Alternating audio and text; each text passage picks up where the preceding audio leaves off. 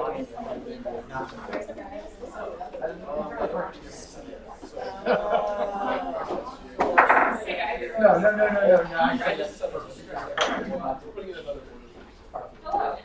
Welcome to the Senate Meeting. It is Monday, October 8th. So we are waiting for President Robotsky. He should be here shortly. For right now, on this one? Yes. Approval of the agenda. Is everybody okay with the agenda and how it is right now? Any modifications you feel necessary? No. I move to approve the agenda. Second. Great. All right. Approval of the minutes. Did everybody look through the minutes? Robbie, thank you for giving those to us. Appreciate it. There were some changes put on there, and the suggestion for myself and Colin. But if that's all the change, then I move to approve the agenda for last meeting. You meant to approve the minutes. Oh, approve the minutes for the last meeting. Second. Great. All right. So once he gets here, I want everybody to do a round of introductions. And yeah, so he's gonna. Did you get the copy of the CR about? So he's going to do a 15-minute overview, and then I think he's going to take some questions, and I think some guests are going to be interjecting here as well. Cool. For the guests in the room, do you all want to introduce yourselves now? And then we can do a bigger group. I think I've met most of you. My name's Nancy Young, and I'm the Vice President for Student Affairs. I'm Lisa Auction, and I'm here tonight in my role as Assistant to the President for Government and Community Relations, and had the pleasure of working with both Kelly and Colin in their role representing students on the university. Hi, I'm Jack Sousa, I'm Vice President of IT, and 3 minutes need to come to just present an idea that we wanted to run by you for providing information to students on safety. Did you read the full thing? No, I brought printouts. I wasn't sure if we would have a projector. Okay, cool.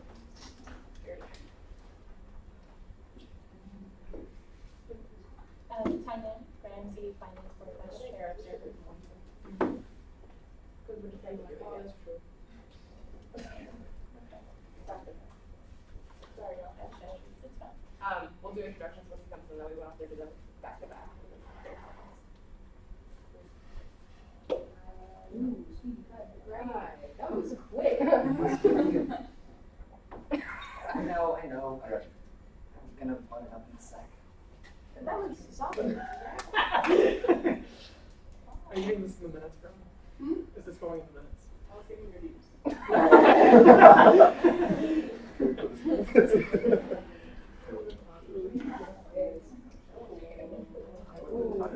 And the pin. Dr. Down.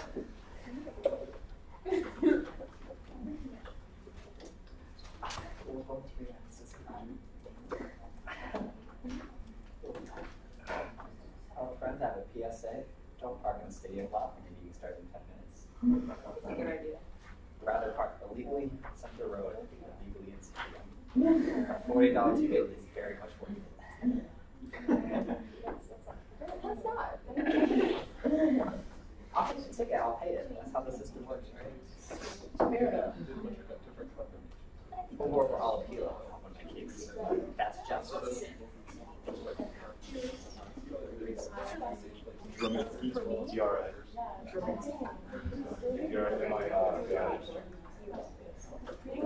you ready? Yeah.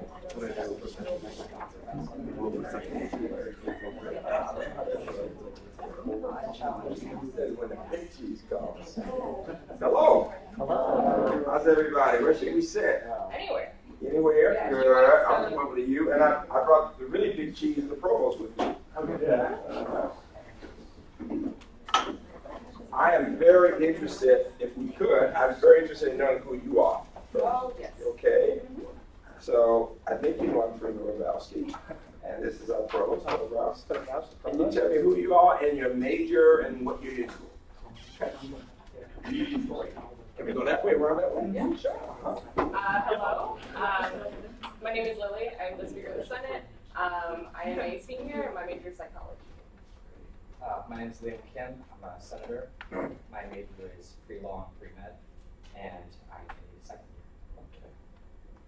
My name's Vasily. I'm actually the Senate appointee from the Student Expert Day. I'm a sophomore and I major in biology and modern languages. Hello, my name is Kanye. I'm a senator. My major is psychology and it's my second year.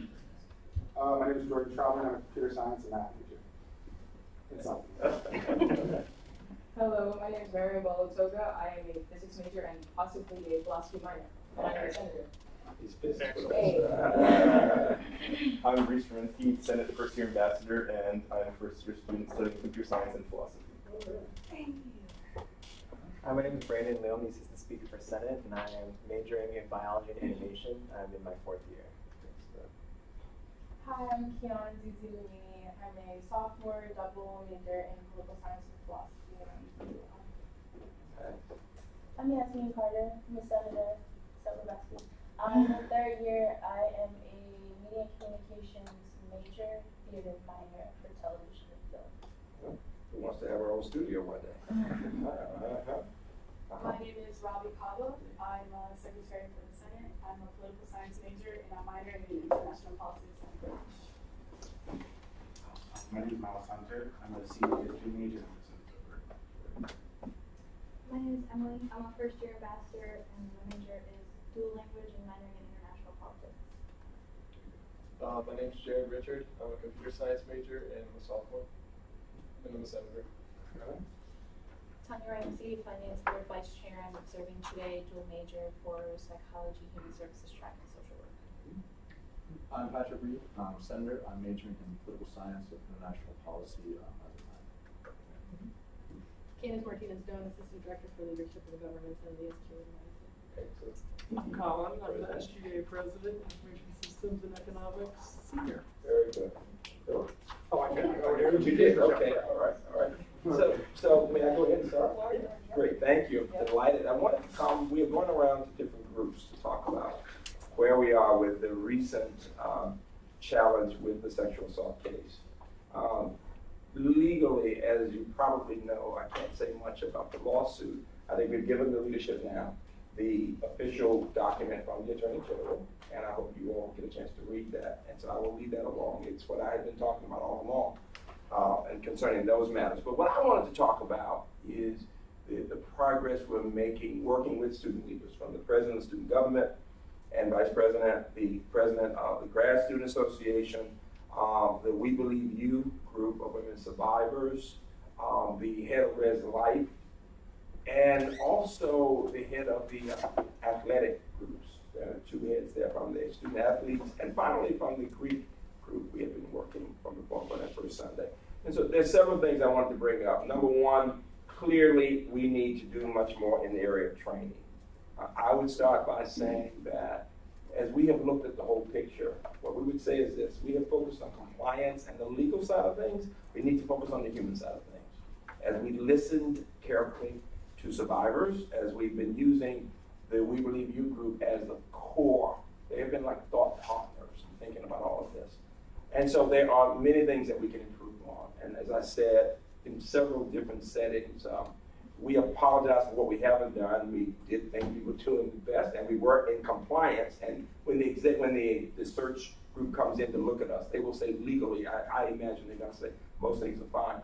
But there's no doubt there's much more we can do to support students before and after and during the process. And a part of what you'll hear me saying today focuses on that. What came through to me in the middle of that challenge was that we had not, because of timing, had the chance to think through how to educate all students about these kinds of matters and what happens when a lawsuit comes up and when there are allegations and whether you know how do you deal with those, what the legal process is. It's a lot of education for the whole campus. So you will see us going through that. And I thought the provost and the president work with the vice president, and I see you got 2 of the vice presidents here and some of the colleagues.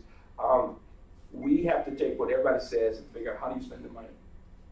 And the most important thing I can say is we will devote the money necessary. I've talked to the chairs about it and other people to get the education to another level. We had started this year with some training for freshmen, and there's been a software package we've used, and the retriever asked me about that because I'm told you're moving from, they were telling me from one, what is it, from what to what?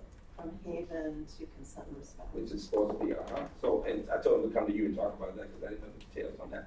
But Philip, say something, if you would, about our commitment to training and what we're saying about. And this is the part of what we believe you said and what other people asked about. And I'll talk to the faculty staff side. We are committed to training mandatory for all faculty and staff. We've already allocated the funds that will enable us to do that. Much of that training, I believe, will be face-to-face. I think, as you know, we've done trainings on campus, actually several of them face-to-face, of faculty, staff, and some students.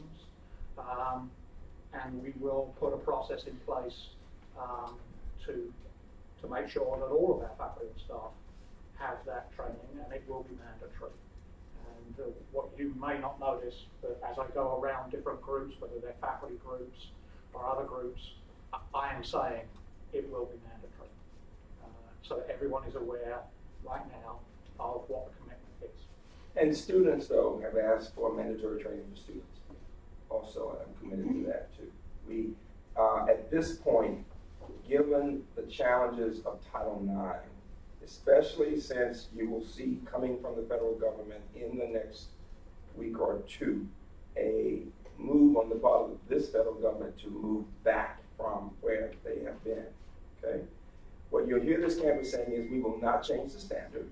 We will go public with that. We're working with other campuses to do the same thing so that we are not moving away from our commitment to be as supportive of people as possible. And we need to get that out before the press starts talking about campuses not having to do as much. We plan to do as much and more.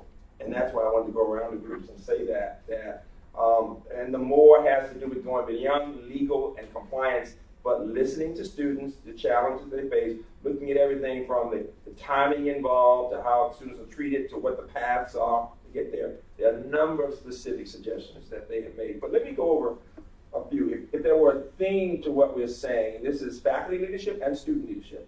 It is that the safety and well-being of our students and faculty and staff should be the #1 priority. It just should. And what does that mean? The students have been saying for some time in the last few weeks that there are places on campus that just don't feel safe. Everybody thinks of UMBC as a suburban campus that's safe. Broadly, it may be, but we decided to do something I did years ago with students, and that is to have a riding and walking tour, right? And that's with student leaders, some here, as well as with the We Believe You group and the student athletes and others, and with some of the staff. Vice President for IT was there, Chief of Staff was there, Vice President of Student Affairs was there, and some others. And here's the key, that anybody who walks the campus, as many of you have, will know that there are spots where it looks very bright, and then there are places where it looks very dangerous. Between buildings, the thing I want to commend that, again, that We Believe You group, Autumn and those others did, was to go around, before we went around, to identify the places that they really wanted us to see. And they marked them off in red. It was very strategic. I said, this is typical UMBC. I mean, it wasn't like half done. It was extremely well done. So every place on campus, darkness, from freshmen, because I heard from freshmen, that there are places that are very, very frightening over there, all the way to between buildings to the fields. Coming up that hill, coming up to the loop, there's a whole row of lights that are there but are not lit right now. And the best news is that many of the places where it is dark actually have light fixtures there. The bulbs were out. And so it's about getting those bulbs completed. And the facilities people were there taking notes, and in the spirit of transparency, we'll be getting back to us in a few days saying, we've done these, here's the challenge. The only time a light bulb won't be replaced is if there is an electrical problem underground that we have to go through. But in most cases, I think we should see marked improvement in that piece. And then people have talked about how to make sure, as people see lights out, what's the best process for informing people so it can get done. Because people have tried and sometimes it didn't work out. And then secondly, even on that first day when I met with a number of student leaders, people said your UMBC cards don't have any information on them. The best practice is that UMBC cards should have that emergency information on the back so people know immediately where to come. So it makes perfectly good sense. So we've already put in the procurement to have these black and gold cards. I like that, first of all. Not red and white, but black and gold, right? My UMBC. And to have the information on the back, and the IT people are looking at some way of maybe even having a chip in there, which would make it really best practice. And we'll be talking about that with the leadership group of students in the next few days. Secondly, the outside consultant will come in and look at the whole process. And students have a chance, the students on your leaders here and that we believe you group and some others will get a chance to help us in deciding on which group will come in. There are a number of firms and others who are experts at this. And they are to look at, obviously first we have to start with what are we doing now in terms of legal compliance and say what is we can do better. Look at things that people have asked about, timing that's involved in that. But then, again, we're going to be looking at that human side that I mentioned before and seeing what best practices they have, even as we start this additional training right now. What you're hearing the provost say is that we could be waiting until the consultants came in, and you should know when you're talking about a procurement process, it doesn't happen in 2 weeks. It takes a month or two to get all that together. It does, because then you have to have the competition by state policy and all that. We're in that process right now. And you've got the implementation team consisting of the people that you've seen on that list. But clearly, that will be students and faculty, major input to that group. The Faculty Senate gave us 2 more names to put there. And I'm hoping that it won't take them a long period to give us some recommendations that we can look at. The other piece has to do with this notion that somehow we should be thinking about how the students will go through the training. So you got the freshmen and transfers, new students who come in. We know that the amount of training they're getting right now is not sufficient. And then my argument of what I'm suggesting is we should do all student leaders first. The grad student leaders participated in the training that we did right before all of this happened. But we need the opportunity for major student leaders like this to go through the training. Because here's what people don't know. Many of the interpretations of the law may be somewhat counterintuitive. You might think, well, it should be this way. Well, no, we've got to know what is the case, what is not the case. What happens, how do we make sure that people know what their rights are? How do we make sure we know what the university can and cannot do? And most important, as students have said to me, how do we say to students from the beginning the importance of learning to trust people and get to know people first before you get to know them too well? The idea of trust is something we all need to talk about. Students also talked about, and faculty, needing signage all over the campus, not just in the Res Life area, but all over the campus. So we're looking at best practices. What would something say that would make it clear this is a campus that focuses on safety, on respect for people, but also gives the information that they might need, even if they don't have one of the UMBC cards. And then the other piece that I wanted to mention has to do with communication.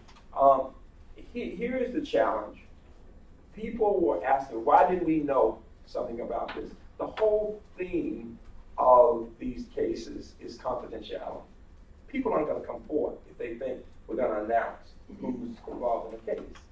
But some people think that we should be saying who these people are or what's going on. We can't do that. By law, we can't do that. But also, in terms of what's best practice, people will not feel comfortable coming forward if they don't feel you keep their case in confidentiality.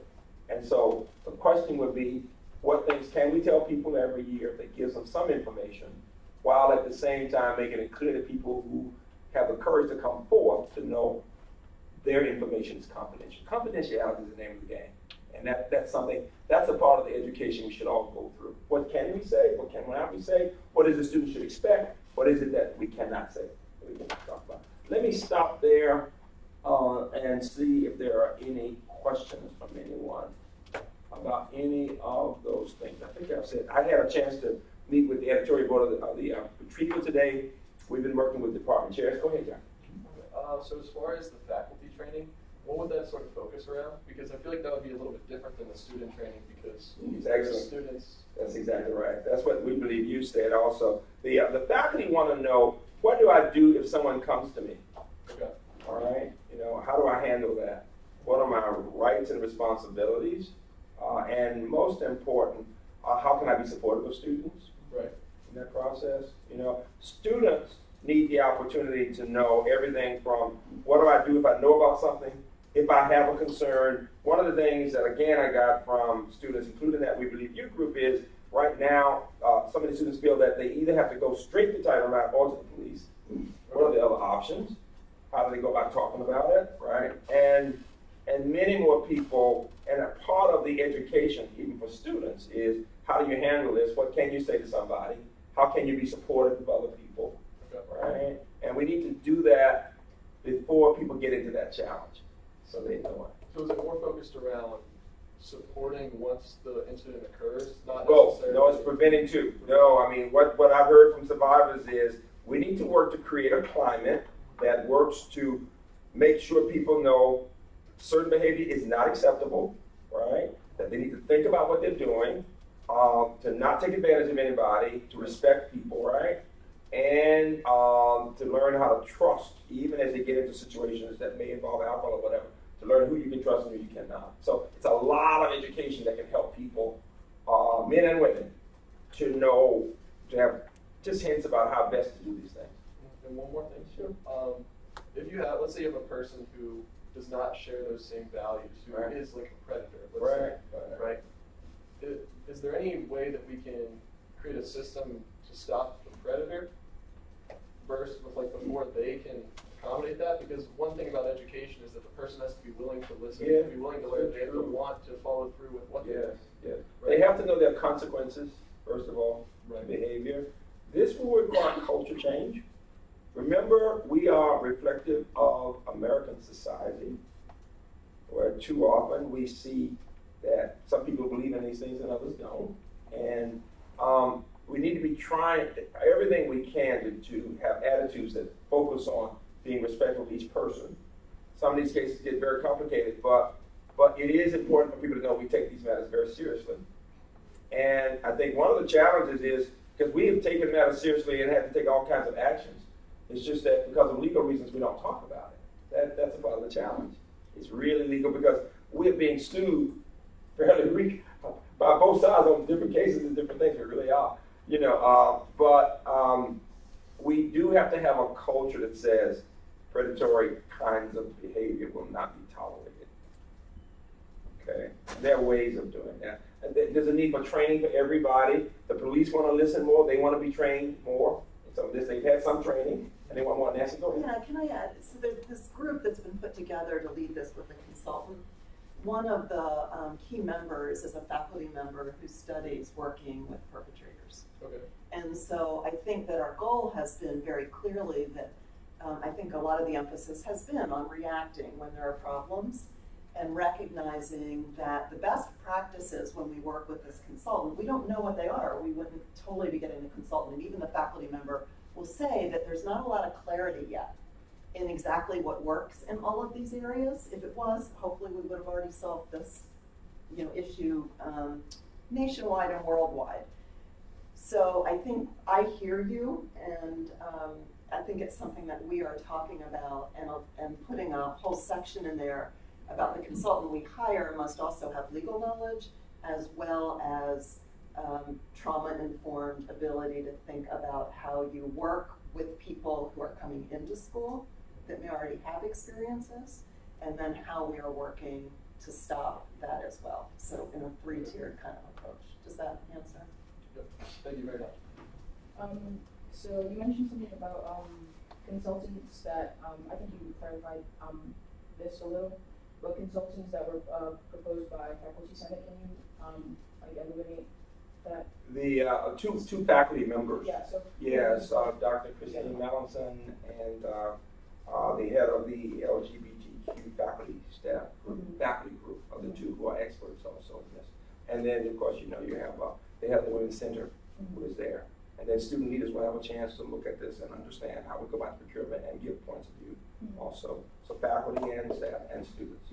Because the other part is this, the training, people have said that grad students and faculty, the two women we brought in who are former state's attorneys up in Philadelphia, who are experts in training, we're trying to see if we can get them to come back and start the training right now. rather than waiting until an outside group comes in and talks about it. We ought to see what we can get done ourselves in the meantime to educate both faculty, staff, and student leaders. Start with student leaders from athletics to this group to retrieve all those groups first and learn from that. Because this is the thing you need to know. It was in 2014, I was just looking at the data, that Title IX, the last statement of policy came out. By the time system had done all this stuff, it was 2015. And by the time we got ours together, we had to hire people. Because before that, we were bringing in outsiders to do all of the evaluating of every case. But it was very expensive hiring on. So we actually have 3 lawyers now who are doing that. And the focus has been getting it right on the legal side. Okay? But the legal side is just one part of it. That's the compliance. That means when you get sued, that the student is protected, we're protecting all of that. But what I was hearing that is very clear is that we need to focus on the human side too, and to listen to what students say they need. So who are some of these consultants that were propositioned? So we don't know yet. Okay. So they have to right bid now, on right, you have to go through a bid process. So right now, what we're trying to get right, a number of the firms that are out there focus on this legal side, because that 2014 Dear Colleague letter put into place a requirement for legal sufficiency. And that had not previously always been part of what they required. And so a lot of the, very appropriately across the system, across the country, that it came out of a thought that people were not getting this stuff in the legal system, right? And so you had to have this requirement. And what we're really looking for, and so a lot of the consultants that came out are lawyers. And we want that. We want someone that can do that, but we want someone that can also work with a multidisciplinary approach that's going to look at it from a psychological and support perspective, that's going to look at it from an instructional system design training perspective and what we can do best. So that the initial base of the proposal has been written, and we're all in the process of reviewing that. And then we also agreed with the original group of students that met with us that they would review that proposal to make sure that it fit with them and what they thought we should be doing. And then we'll be putting together a group of people that will actually help select that party. And then we have a group of people that will be helping us get lots of other groups on campus to be available when that consultant comes in, so that they can hear from a lot of different people on campus about what they're already thinking or what their either recommendations or concerns are. You know, what I would say is that what's most important is that we get somebody who knows best practices. What are the places that have got it right so far? Nobody's, but so far, because it keeps changing so much, right? By the time systems got up and everything from that law, it was almost 2016, changed. Now we're already hearing interpretations are different about certain parts of it, even with what we have now. And now this federal government is coming out with something else. So what we have to make sure we do is not back off of what we're doing, while we continue to interpret. And the legal side is so real because the society is so litigious. You know, you can do all the right things, and you can still be sued by everybody. I mean, you know, so you just got to make sure you're right legally. All right, and we really have been working with the Attorney General all along to make sure we're doing things to protect students and the campus. But it'll be really instructive to see how processes and practices of places that do it well, where the students feel that they're being heard, and that's really where we need to go now. It's very clear, straight up. Okay, any other questions from anyone? Yes.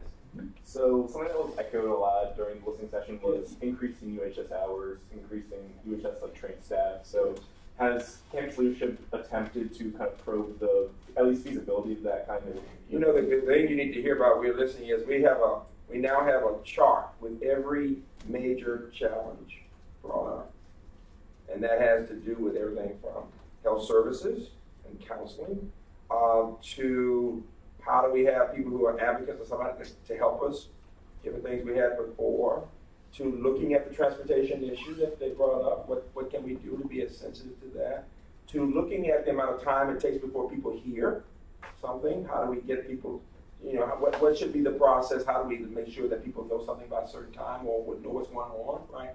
So people have analyzed not just the suggestions made and some of those demands, but every one of those to see where are we.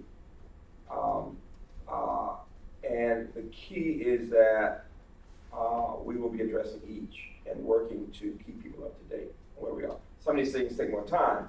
The best news is you got the vice presidents with me saying we will devote the money. And what that says is, you said, well, where does the money come from? Well, every year you get a certain amount of new money, okay? Much of it tends to go to academics. That's why your academics are. Now we have to make sure we're doing things for safety. So you may be complaining on something about computer suit, but I'm going to say, but you're safe, all right?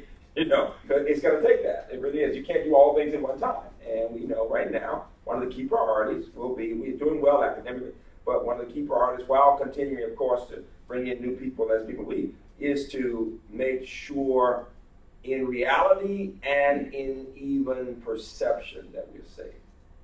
Both. Both. Because as you know, many of the challenges come from relational situations.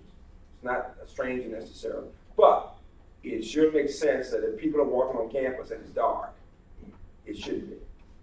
We really need. So it's both things that are very important. Okay? And finally, that when people have concerns, that they can express them and they can see some response. That's the whole point of all of it, really. Okay? And we've already started looking at some of those things too. So yeah. We got to just make sure we keep you in front. And the more education you get, the more you realize how much time they take when you. The best news is when you know you got the resources once you figure it out. Go ahead. I actually had a question about the police more specifically. Yeah. One of the concerns I'd heard from a lot of students and a concern I had myself was that like the police, you know, they feel very separate from the campus. You know, I never met any of the police personally. Most of the students I was working with never met any of the police personally. Has there been any thought into trying to maybe not community policing, but more of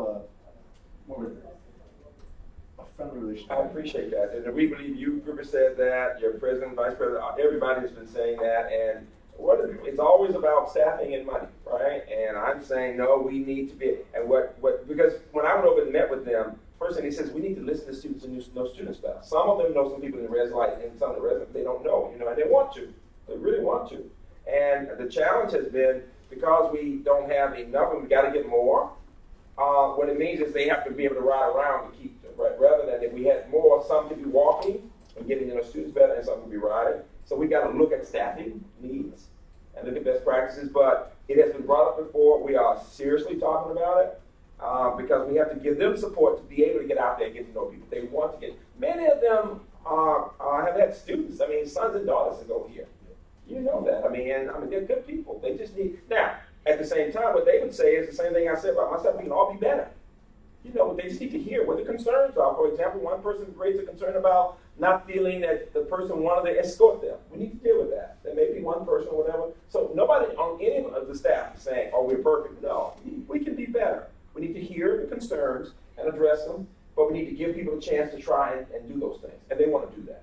And they want to come around. I would like for them to come around and get a chance to talk to you and hear some things. You know, I've said to the leaders in every group, I want all of them to get a chance of the leaders and others to get to know students and student leaders. It's very important. We were doing that before. We just got to get the side staff to help out. Okay? But it's a very good question. It really is. It really is. Well, the more you know them and you see they're good people, the more you can trust them. It's all about trust on every level.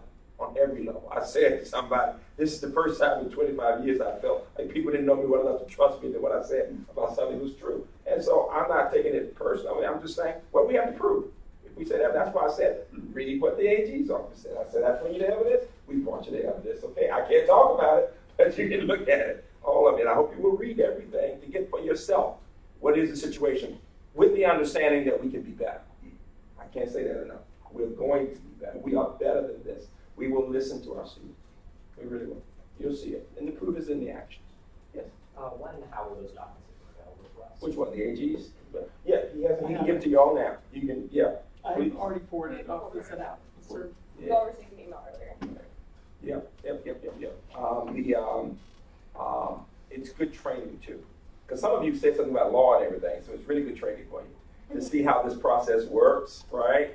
And how one person in the middle of it can't say much, but thank goodness at the official level, which is beyond reproach, the Attorney General, I mean, it is a real compliment that they saw the integrity and wanted to document that and are a part of this.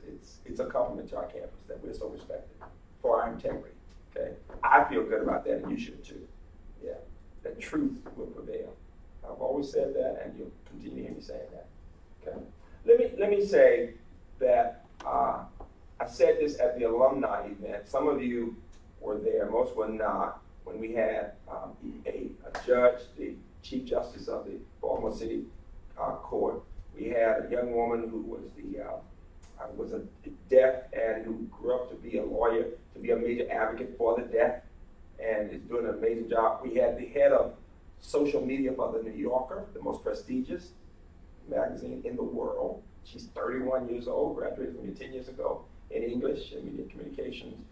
We had one of the chief economists for the Obama administration, what the UMBC had on in Europe while he's working and Skyping with us there, and there were others that were just excellent. And one of the things they said, and several of them wanted me to remember, that they were also involved in protests years ago. So I said to the group, I would tell all people who protested, one day you may be judges. You don't know it, but you really may be somehow. It is a part of the American process. It really is. And I am proud of our students. And I'm also challenging our students, faculty and staff, that we can all be better and learn a lot. Look at all the documents that we have, but also continue to work with us. I want to give this Student Government Association applause, and the other student leaders who've been working with us from the beginning to make things better. What we believe you said is something I will never forget. They said, we have reason to be angry because we don't understand how this happened, and we need to understand the truth, and they can get this now too. They said, but we choose to move forward and to get some things done. And that is what we're doing right now, to get some things done. That's what counts. Okay. Thank you very much. Thank you. Thank you. Before you move on, I also ask you for your help. We're reaching out to a number of other student organizations where we also believe people need information or might have concerns. So if you know of or hear of those things, please keep feeding it back to us so that we can get to the places where people most need to hear from us. That would be very helpful. Okay?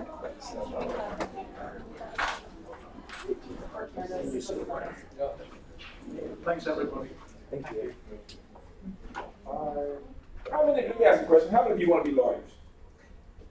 I keep telling them that. I will tell you something. I was talking with somebody who wants to do studio stuff. One of my best students with the Yale Law is in entertainment law. Do it right now. Which is thank you all. Yes, I'm trying to lawyer.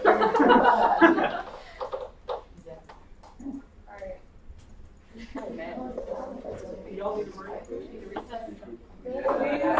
Please. Please keep on reading. That was good. Yeah, sure. Yeah, let's take 10 minutes. Be back by 6:20. Please be back by 6:20. We're starting at 6:20. It's a Sunday. Practically walked there 10 minutes late. Okay, I know they really switched everyone's tickets, so all of a sudden they're on. I thought I was late that one time. That was your. See, but going to tomato was the first problem. Now see, this is big. Because you know.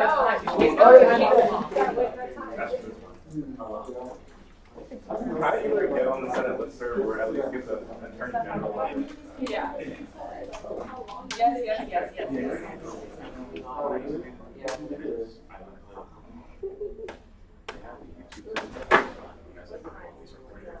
And then if I ever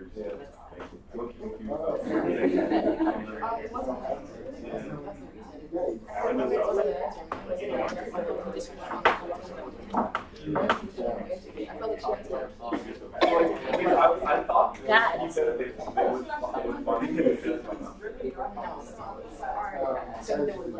Okay. That's actually the bullet. And then on the opposite, Dr. Young. Yes. Nancy. Oh, you guys are pals? No.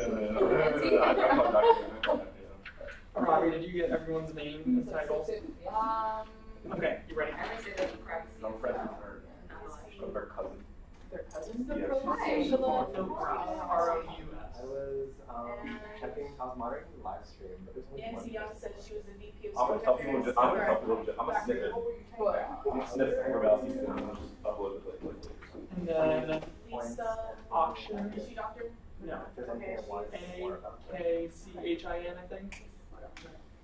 She is the, no, not you, Siri. And she is the, title. Hold on. Let me pull up her title. Candace Dotson-Reed, Chief of Staff. Yeah, so I'm going to tell people to watch Dotson-Reed.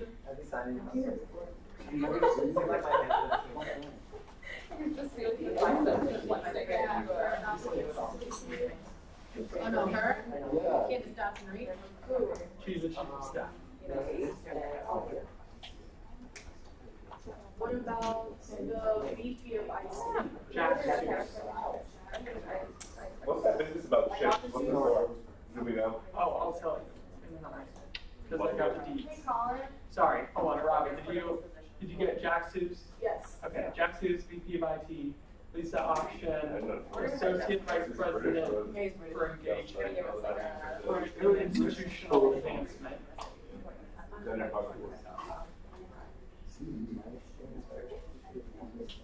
Yep. Candace Dotson-Reed, Chief of Staff.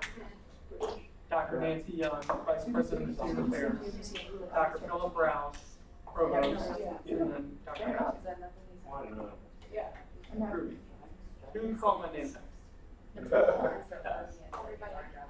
So what else do you Just a do? question for you, that SGA for that is that Through that. What do you mean?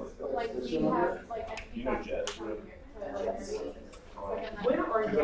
like a temp, like so she runs that. I will Once first work on it, but it won't be about stuff. Wait, is that Monday or Tuesday? Actually, I'm a workshop. So it have to be.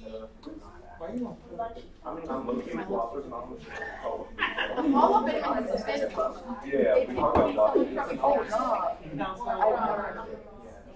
Yeah, I mean, It's like, Is that going to be something yeah, Wednesday, 3 hour. or combination? Yeah. Kind of like a delegate, just kind of approach it. Thanks for the reminder. I have to. I don't really like electronic notes left, so now we're on I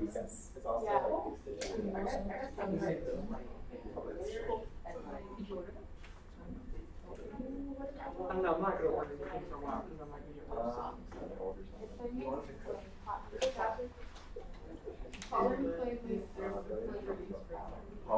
Plain. What is it? Did I sign it? You did.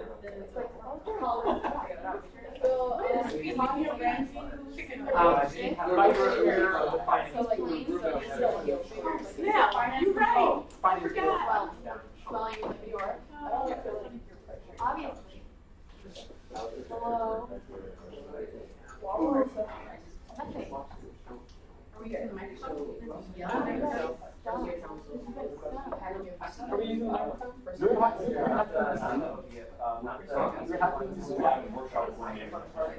Huh? Nothing.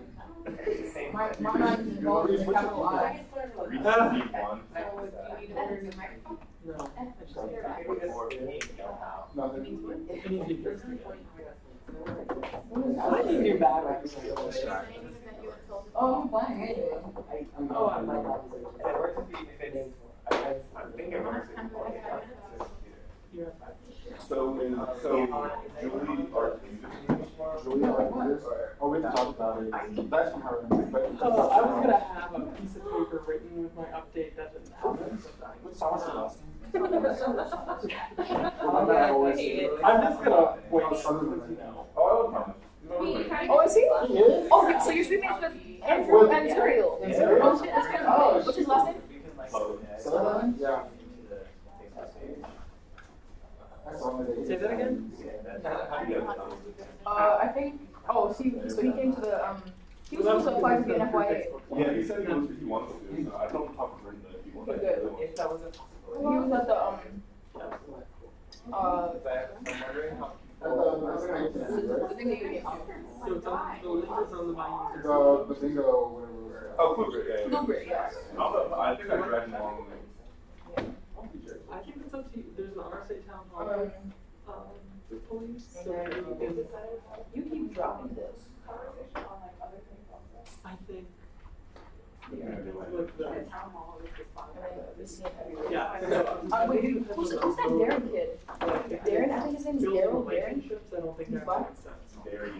Oh, You Darren. wanna build relationships, Oh, then yeah. I've been let's on figure one. out You like know, a coffee shop, yeah. yeah, and like make it an open You know, event and have everyone there. Times, yeah. Having Times is so. You've been talking about I fucking know. know. My fucking memory is so good. Yeah, it sure does. Yeah. Yeah. Who's it?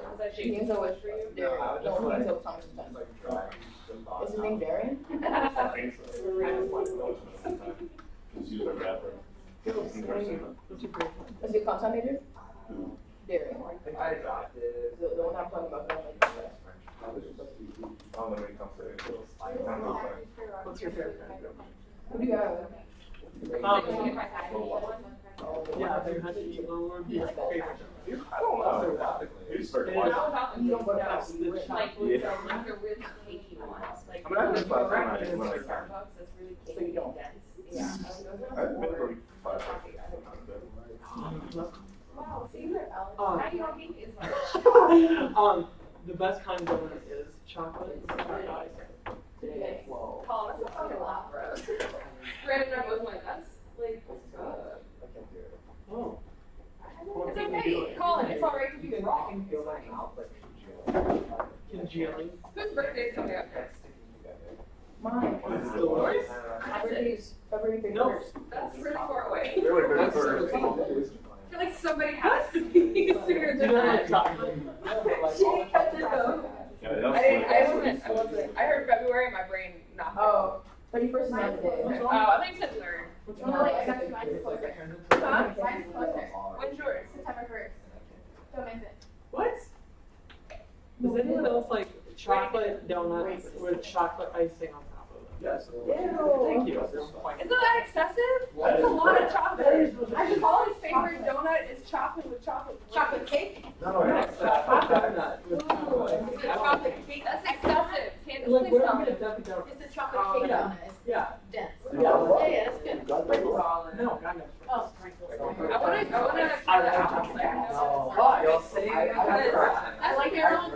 I like those dense. Colin said what's your favorite, and I was like, I don't like them. But I have to. I like them. I don't know. Don't worry with it. I can't run it. Yeah. Don't do it. Don't do it, Kai. I'm aggressively dehydrated. I'm trying to ruin it. And Yeah. my first stayed in at 5:20. It's better to start. Yeah, if you love it so much, why don't you bring us some? I got Thanks. caught in a battle trap. When I was an assistant speaker, I sure did. I remember. SRC. I remember. no, nobody brought it Second. And then Jared's like, I'll be on this. If only you were here 2 years ago. Colin brought me some donuts and coffee and ate it. No, I was planning on doing it before him. It's not official though. I was talking about it. Yeah. So what class do you have? Alright, friends. I'm gonna take one. 46? It's not so Is that at this? I'll get later. Yeah, I'll take that. I'm gonna take that. Oh. Where'd you go? Oh, okay, because you were on for frustrated when I left you, and I was like, I really thought I was really time. No, I was still debating. I was like, oh, coffee shop. I was like, I thought that's Here's the real debate. Do we trust the house? That's the real live show. Oh my god. Let me know what you think That after was a comments. full plate. He had that. I'm okay with that too. How did you do that? No, it's just. Just now? If I say what he says, Bro! Whoa! So you just shoveled it. Yo. Alright. So, Wow. hello, friends. Let's chat. Alright, I'm gonna give us 20 minutes. Let's digest. Wait, 20-minute break. No. that's the debate. Do we trust the house? No, I mean, like, let's digest what we just said to us. Like, if you guys have opinions, I want you to with each other. Let's see, y'all. Guess you are. You're an expert. Hey, let's bring it back, please. I'm trying to do it then. Alright, so how do we feel? Let's talk through this with each other. Go ahead. Could we kind of have like, I guess, before that, just a general understanding of what he said? He said it a lot. Yeah, I think. Yeah. I think he. Or have you give us a rundown? Oh. Alright, so I was numbering it, I got down to 46. Okay, since we only have 20 minutes for this, can you just give us a brief gist of each, please? Or just like the overall, what you got? I mean, yeah. Yeah. The overall is he was just giving us updates as to the efforts that are being So done. what are the updates? Yeah. I heard that there's going to be mandatory training for faculty staff, mandatory training for students. They are bringing in consultants to identify best practices around Title IX practices. I heard that they are looking for better ways to manage the lighting on campus. I heard that they have created some sort of document that lists all of the points that people have brought to them, and they are working through that list. I heard campus cards are going to be updated to include a chip, which Colin will provide more insight into. What else did we hear? They're committed to change. He said a lot about how they're good on the legal front of things, and he had emphasis on they're going to focus on the human side of things.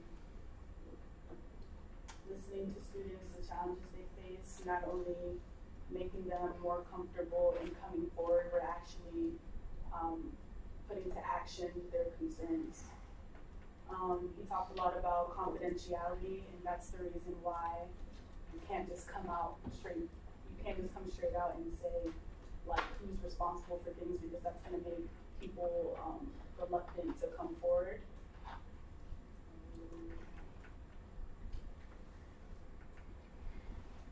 So freshman and transfer training hasn't been sufficient, and he wanted to get training done starting with student leaders.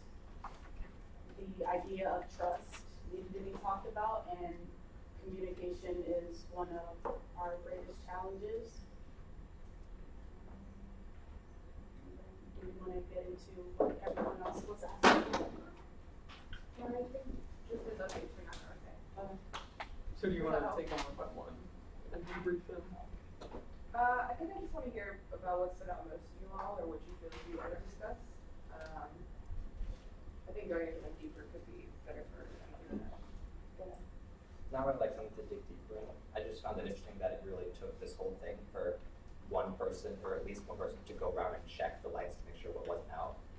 Like, I don't know why, but that kind of just struck me. Like, it really took this entire thing for them to say, oh, these lights aren't working, let's do something about that. Like, I kind of assumed that there'd be something in place where at least someone would go around and check, like, even just once a month, but apparently not. So I just found that interesting.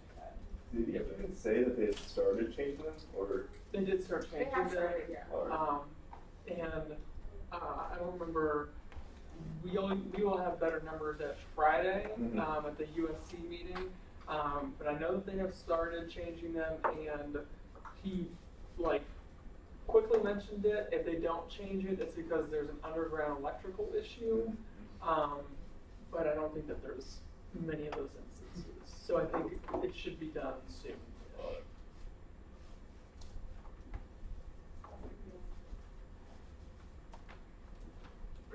I can talk about the campus cards real quick. First off, Dr. Rasking has always wanted the red card to be black and gold because we're not red. So now that we're looking at it, it would be black and gold, and then the back would have resources and information for people for where they can go for stuff like this. The chip that they were talking about, though, this would be to start off, and Jack Seuss, VP of Information Technology, was going to talk about it, but Dr. House used all the time. The chip is the same kind of chip in a debit or a Visa card, credit card, for use at food and dining facilities. and use your flex and meal swipes with the chip, which is more secure than magnetic strips. So if there's a conversation, Jack's whole thing is if there's a conversation to redo the cards that we're going to get, we should look into the more secure, those kinds of chips. And even down the road, if we go with the chips in the red cards, there is a possibility that one day the chips can also work in residential sides. They could open doors. So, the chip? yes. That would be a tap. So like something Yes. that's RFID. like RFID. Yes. Oh, it's not right now? No, it's still swiping. So RFID would be a so. What's the difference? You can just wave your bag. Yeah, but yeah. Right now you gotta get in your bag, pull it out, swipe.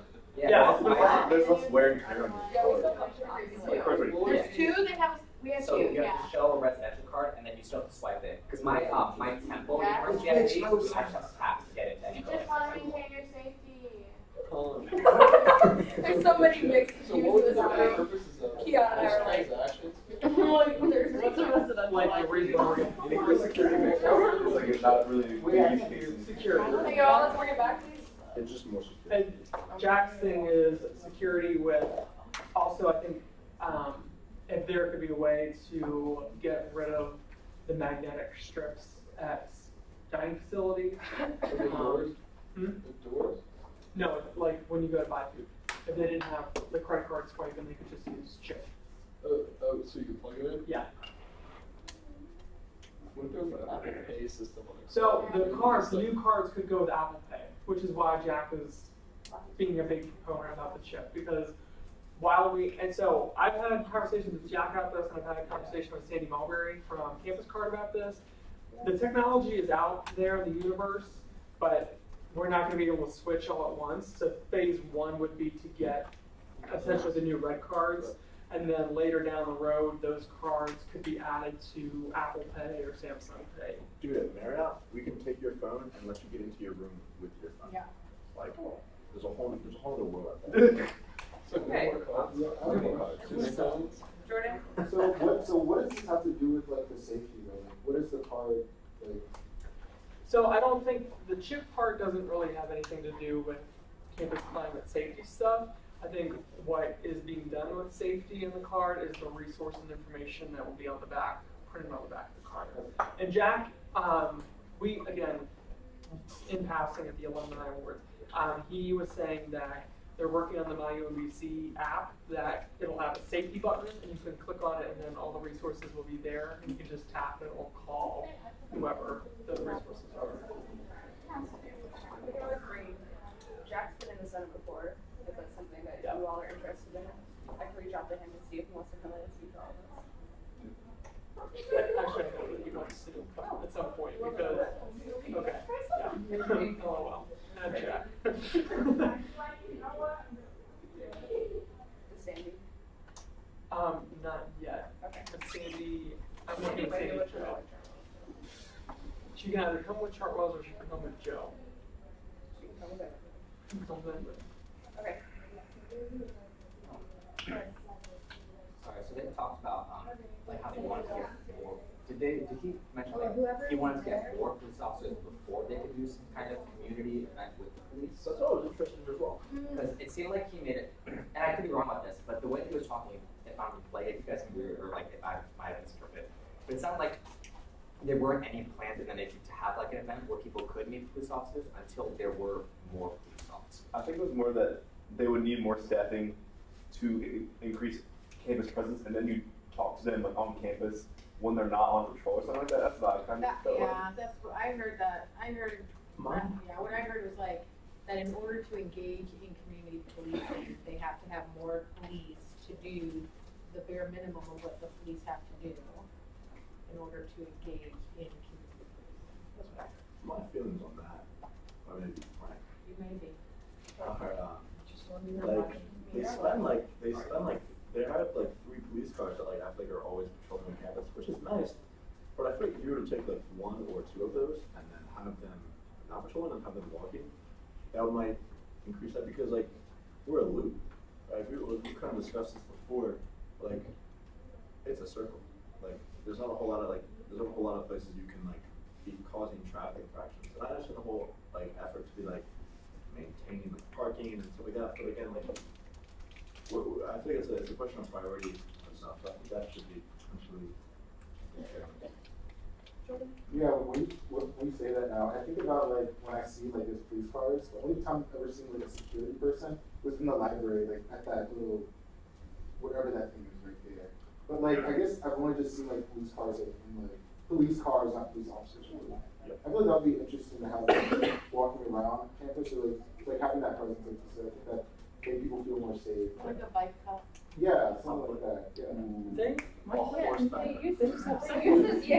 used the Segway down Act Row. It was like, Paul and I looked at each other. I think also though, I think it is realistic to say that not everybody has the same feelings of police being people that keep them safe.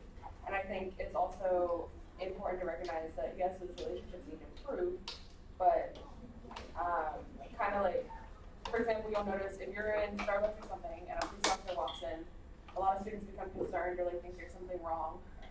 So I know we definitely, I think in my opinion, should get away from the police only show up when something is happening kind of thing, but also understanding that some people are made to feel uncomfortable with police and it's not always like a factor of safety for them, or like sometimes being like the police being around consistently can make them more anxious than them not. So I think that's something to take into account. Patrick, Ben, you have something? No, I was just agreeing with you. Oh, okay. I think like on that though, like I completely understand that. And like of course, like not only am I sympathetic, or I guess empathetic, but like understand the reasoning behind that too, not just like empathy. But I think like that's kind of what I'm saying about like this whole thing, like it. Not that they shouldn't be police, but like they should be more public safety, and that's a much larger, broader discussion to have.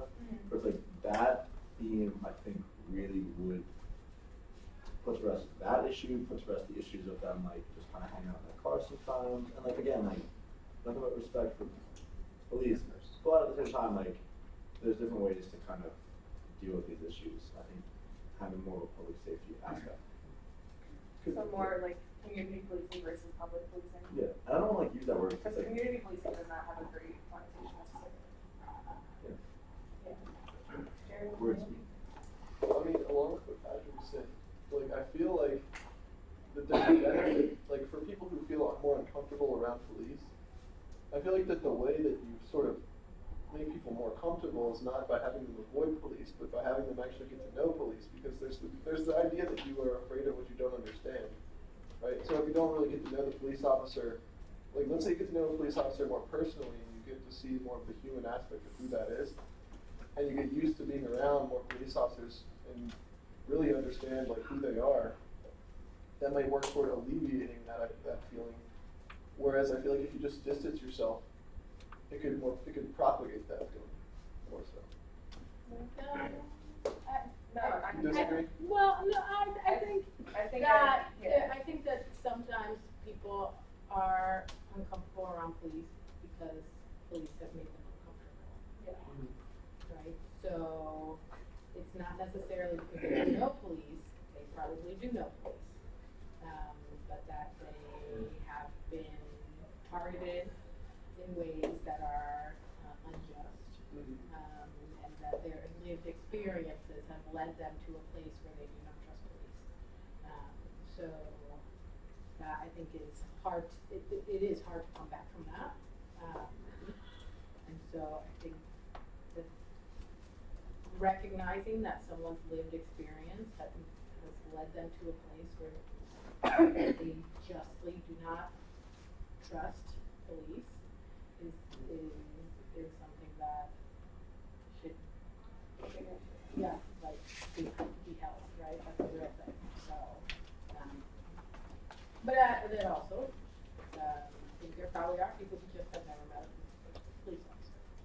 But I think that if you were to ask people who express uncomfort with police, it would probably be more likely than not that it's because of something the police officer has done to them or to someone they care about. I was touching up like a bit on that, but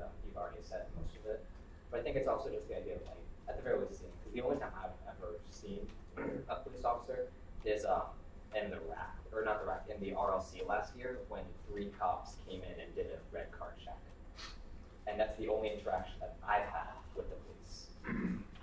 So I think like, wow, yeah. So it's just more where the kind of move to where it's like, you know, if we're not seeing them in any capacity other than something's wrong, and I'm not talking about like having an officer like consistently walking down Academic Road back and forth to like increase presence, but like maybe at least 1 or 2 events, like at homecoming, just be like standing there like near the rides and stuff and be like, yeah, we're just gonna make sure everything is safe. But not like consistently like 1 officer per building, more people around the clock. But that's just what I think that might be. Jordan, yeah, I just wanted to say something.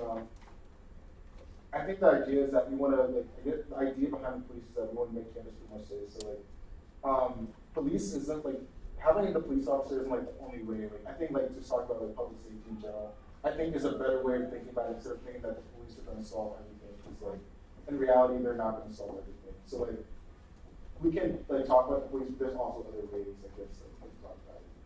And I think, like, talking about, like, I guess, training and things like that are also really good ways.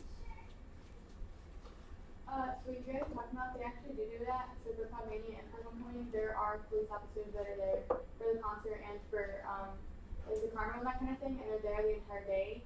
But it's also, they're on their job, but they're also just there that they're talking because they have to be there. So they're there and they get like free food, or they get like something they're like, yeah, my daughter would really, really like that. So personally, I got police officers just because they're there to help us out, and they're not there for anything like that.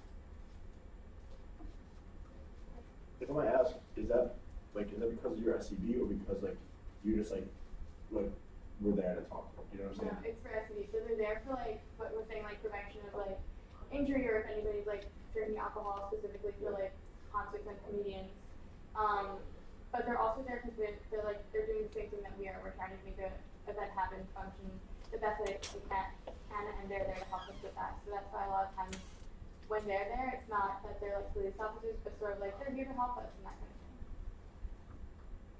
But I guess seeing that translate into like a big so I've seen that like through FCD. That's. But I'm saying like, I think that's what I was kind of getting at. Was like, I think if we were able to do that in a broader sense, because like in a broader sense, I think we did really, really important because I just, and then me personally, like I think a lot of people too, like I just have never met. But honestly, thank you. So like I was listening to like both sides of you know, pros and cons of it. And like though like Patrick said, I've never met any of them. Like Candace said, it's extremely uncomfortable. So I'm kinda like caught in between the two, and I understand what Jordan is saying. It's just that 20 years in this black body, you know, I'm not really comfortable with seeing cops everywhere because that just automatically makes me concerned. It makes me feel that I have to watch what I'm doing, even though I know I'm not doing anything wrong. I just know that because of what I am, that's the reality of the situation, and I know that this is still the PWI at the end of the day, no matter how diverse it is, and I will always be a target regardless if I'm innocent or not, or if I'm one that needs help. I probably won't get the same treatment as, you know, like counterpart. So I definitely think we should probably steer away from thinking that, you know, cops are the answer. At the same time, I do think, you know, there are good ones. I have been, you know, brought up to not really, like, just through proof. It's not, it doesn't make me comfortable. It makes me more anxious than anything. Like, I want to have a panic attack. But even though they're doing their job, it's still just that anxiety of, like, I can't really fully enjoy myself in the student community because they're here. Regardless of how nice people, you know, regardless of how nice they are, they're not always going to be on shift. You know, I don't know who this new person is that they hired. You know what I'm saying? So I think it's a catch-22 with that, and I think if we could just work on just public safety in general, and however that takes form, I just don't think cops are the answer because no matter how you get to know them or whatever, they're still cops at the end of the day. And just society is just proven to people of color that they're not really for us, you know, no matter if they are. That makes any sense. Remind us of your name, please. So if an actual maybe just a dress code that sort of might not necessarily need to wear their specific dress code during an event that occurs later in the day or something like that, to ensure that everyone feels safe, but at the same time comfortable moving around doing their things. Maybe that could be something.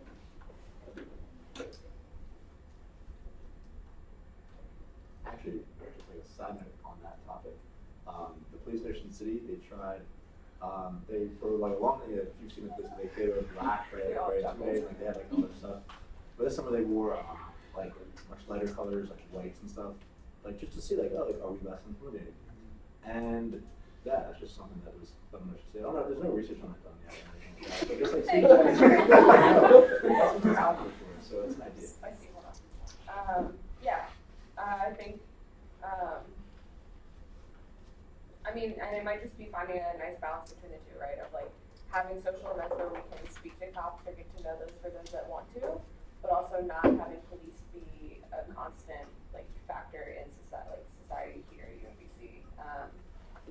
Because yeah, I don't think anybody on this campus should ever feel like the constant presence by the police makes them feel like they're being policed. And I think being cognizant that this is a PWI and that it is very diverse, a large population of our students would be impacted by that. And PWI means predominantly white institute. Oh, sorry. Sorry. Yeah. Liam. Oh no, that was roasting Patrick. It's not. With my body Let's language. just great. Look. Okay. Is this another about police? Just a quick comment about the attire. Yeah, real quick. I think that could be a solution, but I think just the racial biases that is with that is what the real problem is, and though we can't fix it, I think that's more the overlaying problem than anything else. That was all. It's also like once you're a cop, you're always a cop. Yeah. I kind of went to get like some, I guess, like feelings about like when he was talking about like starting with student leaders to like give you like this sexual assault training. I thought it was good. I think, and for me, I think primarily, I thought about like who are the most responsive to surveys and giving feedback about things. Oftentimes, student leaders. I think, and that's not to say all students that aren't student leaders don't give feedback at all, because that's not true.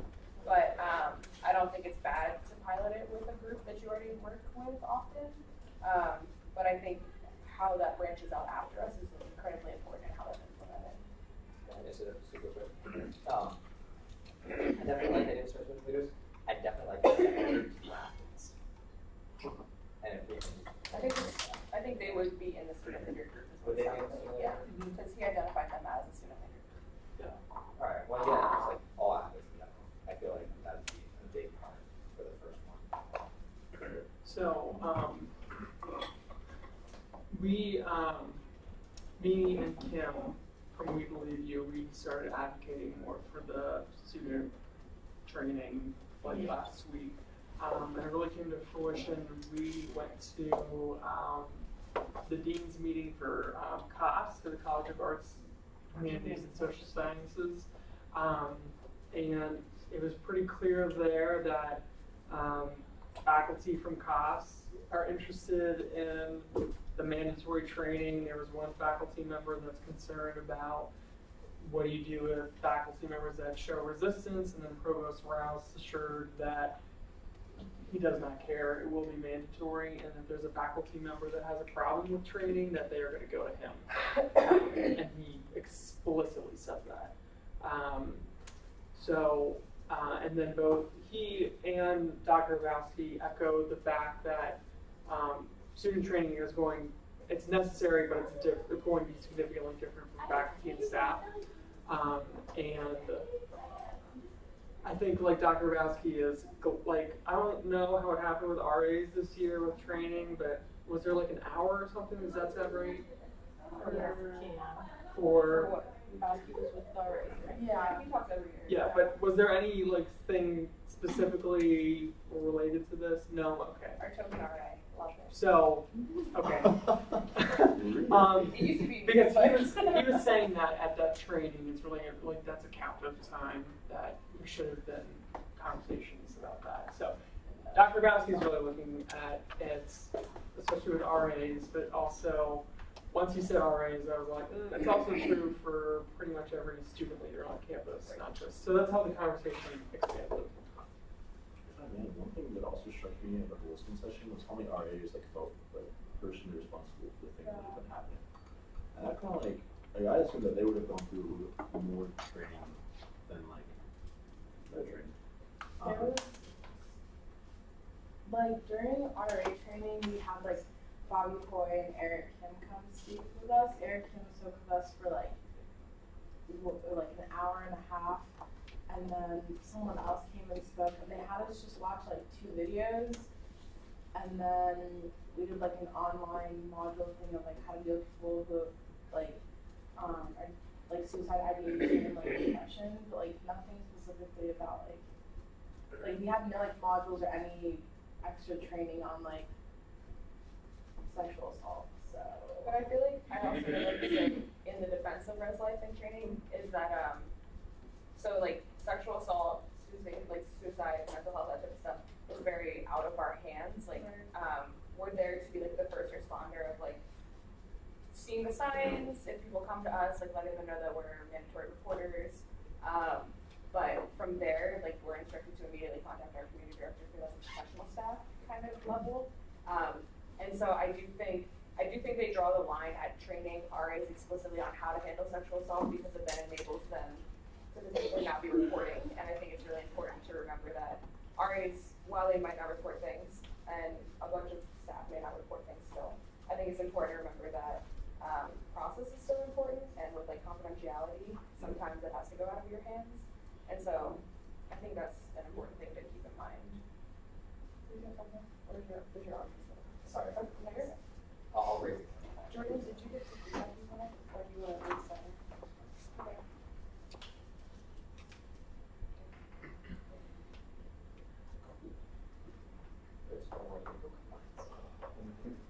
So, any other feelings before we move on?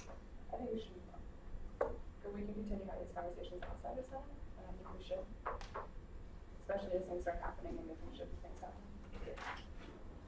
Great. No, sorry. Any chance that our public safety committee, there was someone from that said something So we met with, this is We'll probably. do it during this. Yeah. Okay, cool. I got you. Colin?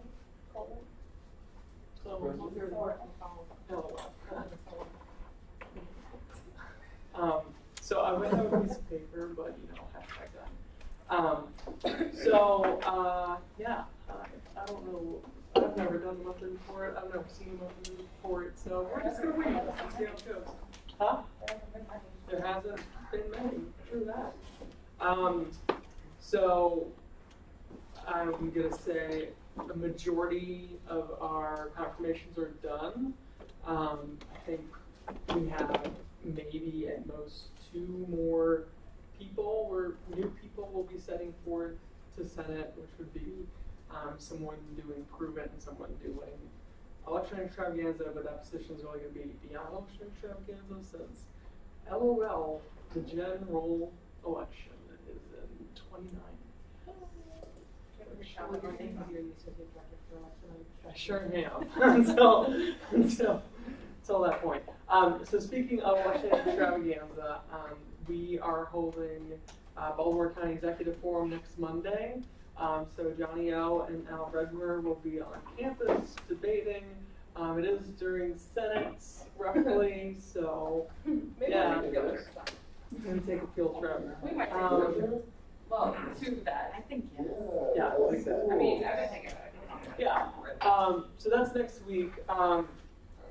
So I just want to like put in perspective how like cool this event is for non-nerdy folks like myself.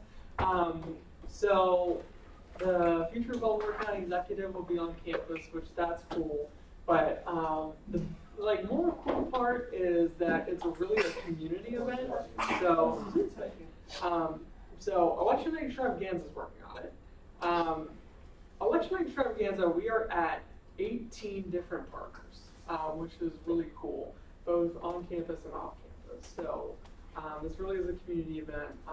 hopefully we're gonna get a good turnout, so that's the thing. So we have that, we have our early voting buses, they are online now as well. So if you need a ride to go vote, make sure that you get a ticket through University Tickets. Get them out, yes, Keon. Is this for what counties? It is for Every county that touches that? every county that touches Baltimore County and Montgomery County. Okay. Because we were like, we know where like Keon wants to go. I was say, wow, if you don't put Montgomery. We don't have voting on campus. We do not have voting on campus. It's a very sensitive. We'll talk about that after. For like 3 years. Shut up. It hurts. So there's that. So and then there's a couple of SEBs having an event. Is it you? Are you doing voting by the old day? I'm pretty sure we're all doing that. Do we know what it is yet? I can look it up. Okay, that'd be great. Voting by the old day. Mark didn't give me a description yet. So we have that stuff going. So it's that's a lot of extravaganza. Prove It. I'm actually really excited about for Maria. 10 out of 10. She is already meeting with campus administrators to discuss what Prove It has looked like in the past and what can work and what hasn't worked. So Prove It's going to be back better than ever. It's going to be great. Executive Council, they're working on their stuff. Everyone's just still getting acclimated now that everyone got confirmed and everyone's on payroll, so we're still trying to figure that out. But it's a lot of great work that everyone's working on. I'll have more like concrete updates for sure next month. It's just a weird time with Exec Council right now.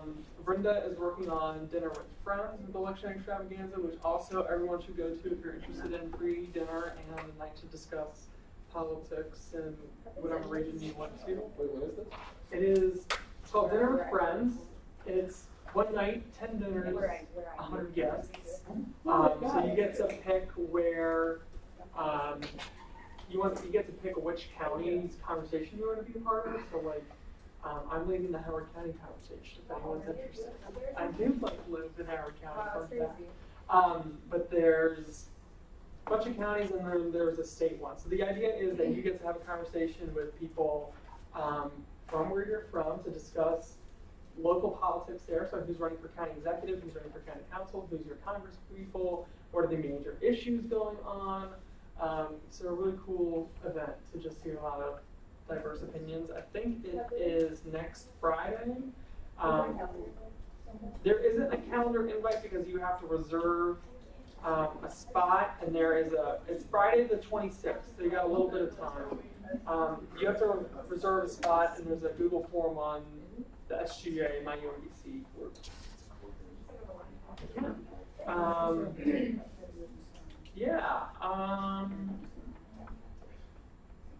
I think that's, I think I have a lot more stuff, but it's like all over the place. I have questions about voting by the old day.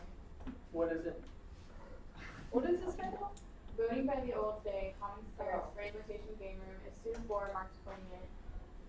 SGA will provide the public and what it says. Cool. That's the thing. Yeah. Is it on election day or what? No, it's on the 18th.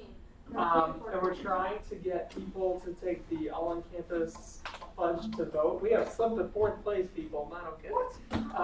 So, Fourth place in what? So there is a competition amongst institutions across the country saying that you're going to pledge to vote in the elections this year. So, Usually Hollis, and Notre Dame. yeah, something like that. Stony Brook. Yeah, Stony Brook. Yeah. Yeah. So there's all that stuff. So just kind of give a peep into like what Brenda and I have done for the past month.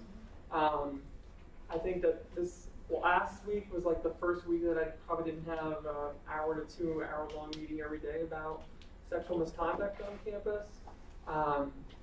So we have been in and out of what feels like every meeting. I'm going to Faculty Senate tomorrow to continue the conversation about what can we do from a shared governance standpoint with what's going on campus. Yeah, it's been a lot going on, and I'm having a really hard time remembering. So I'm happy to take any questions right now if anyone has any questions for me. But yeah.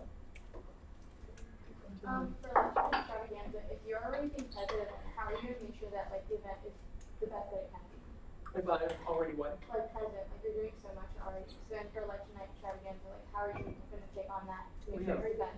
We have 18 campus partners that are going to help out with making election extravaganza great. Yep. Other questions for Colin? What's the community forum, I think, all the different counties of Maryland. The what? Like all the counties of Maryland. Oh yeah, yeah. We're in the state of Where's that? tomorrow. It is not. Candace Dawson just texted me. Like, hey, What are we looking at in terms of the election day events? election day events. We're not doing anything on election day because we're just doing election extravaganza. So yeah, we will need lots of help for that. And Bria will be emailing people for help with election extravaganza. So, unwind that.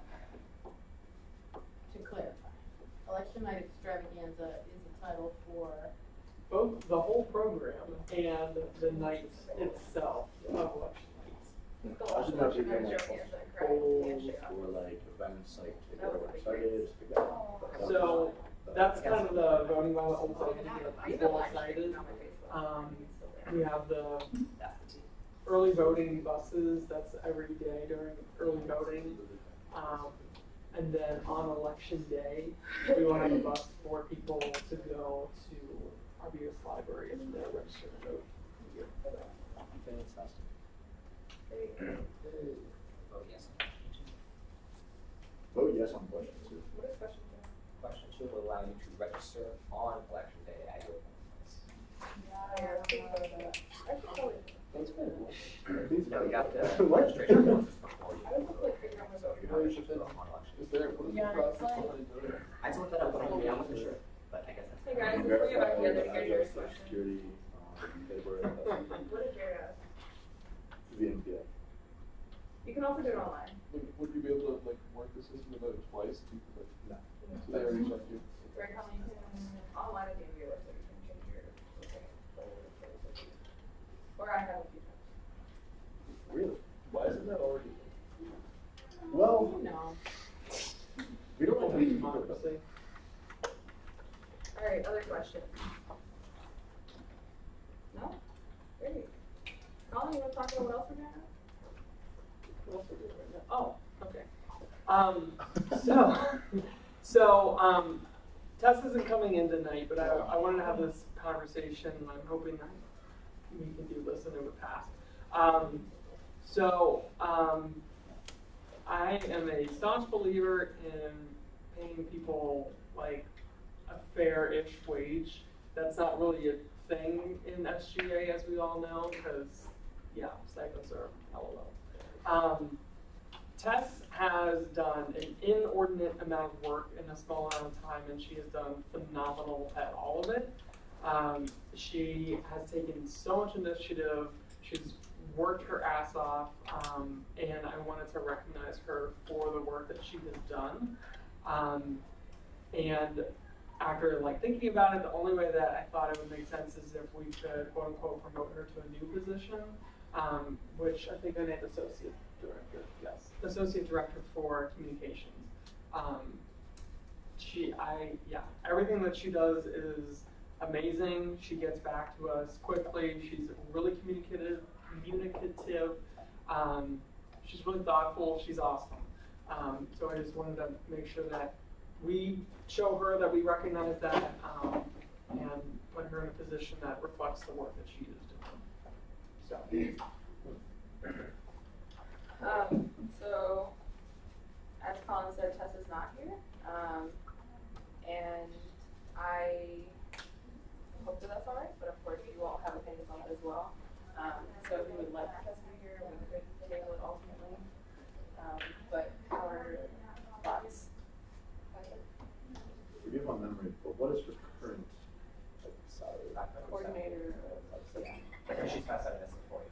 So the reason why, so I'm trying to make sure that all the coordinators get paid the same amount, all the associates get paid the same amount, all the directors and exec councils get paid the same amount. That's right.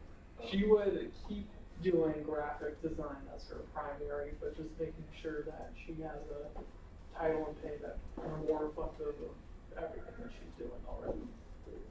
So Colin, by promoting her, she's not necessarily doing more work. It's just she's getting paid for the work she's already been doing. Yes. Will the position go away after she leaves? What? Part-time. Like, are we gonna like the associate director of communications? What do you mean go Like, away? we have to approve another associate director next semester? She's here all year. Well, I mean, next year. The president every year gets to remake the whole thing. The whole If org they can chart. choose to, yeah. Okay, cool. I don't know if they do it. So, and then also, like, in her place, is someone else with the up, or is she just, okay. Interesting. Will you be filling the other coordinator position? Not right now. Yeah, I just want to ask some more context to what she has done. Like, I take your word kind of as silly, I believe it, but I just want to know what she's doing. So, I don't even know how to like qualify everything that she's been doing. Yeah. But specifically with election extravaganza, like I mean, 24-hour turnaround, really high quality stuff. When we did the listening session, I literally texted her and like an hour later she had that flyer done for us. She's already working on designs for the feed forum, which isn't even until February. She's just being really proactive, being really thoughtful, and showing a lot of initiative. So, is that clear enough? Okay.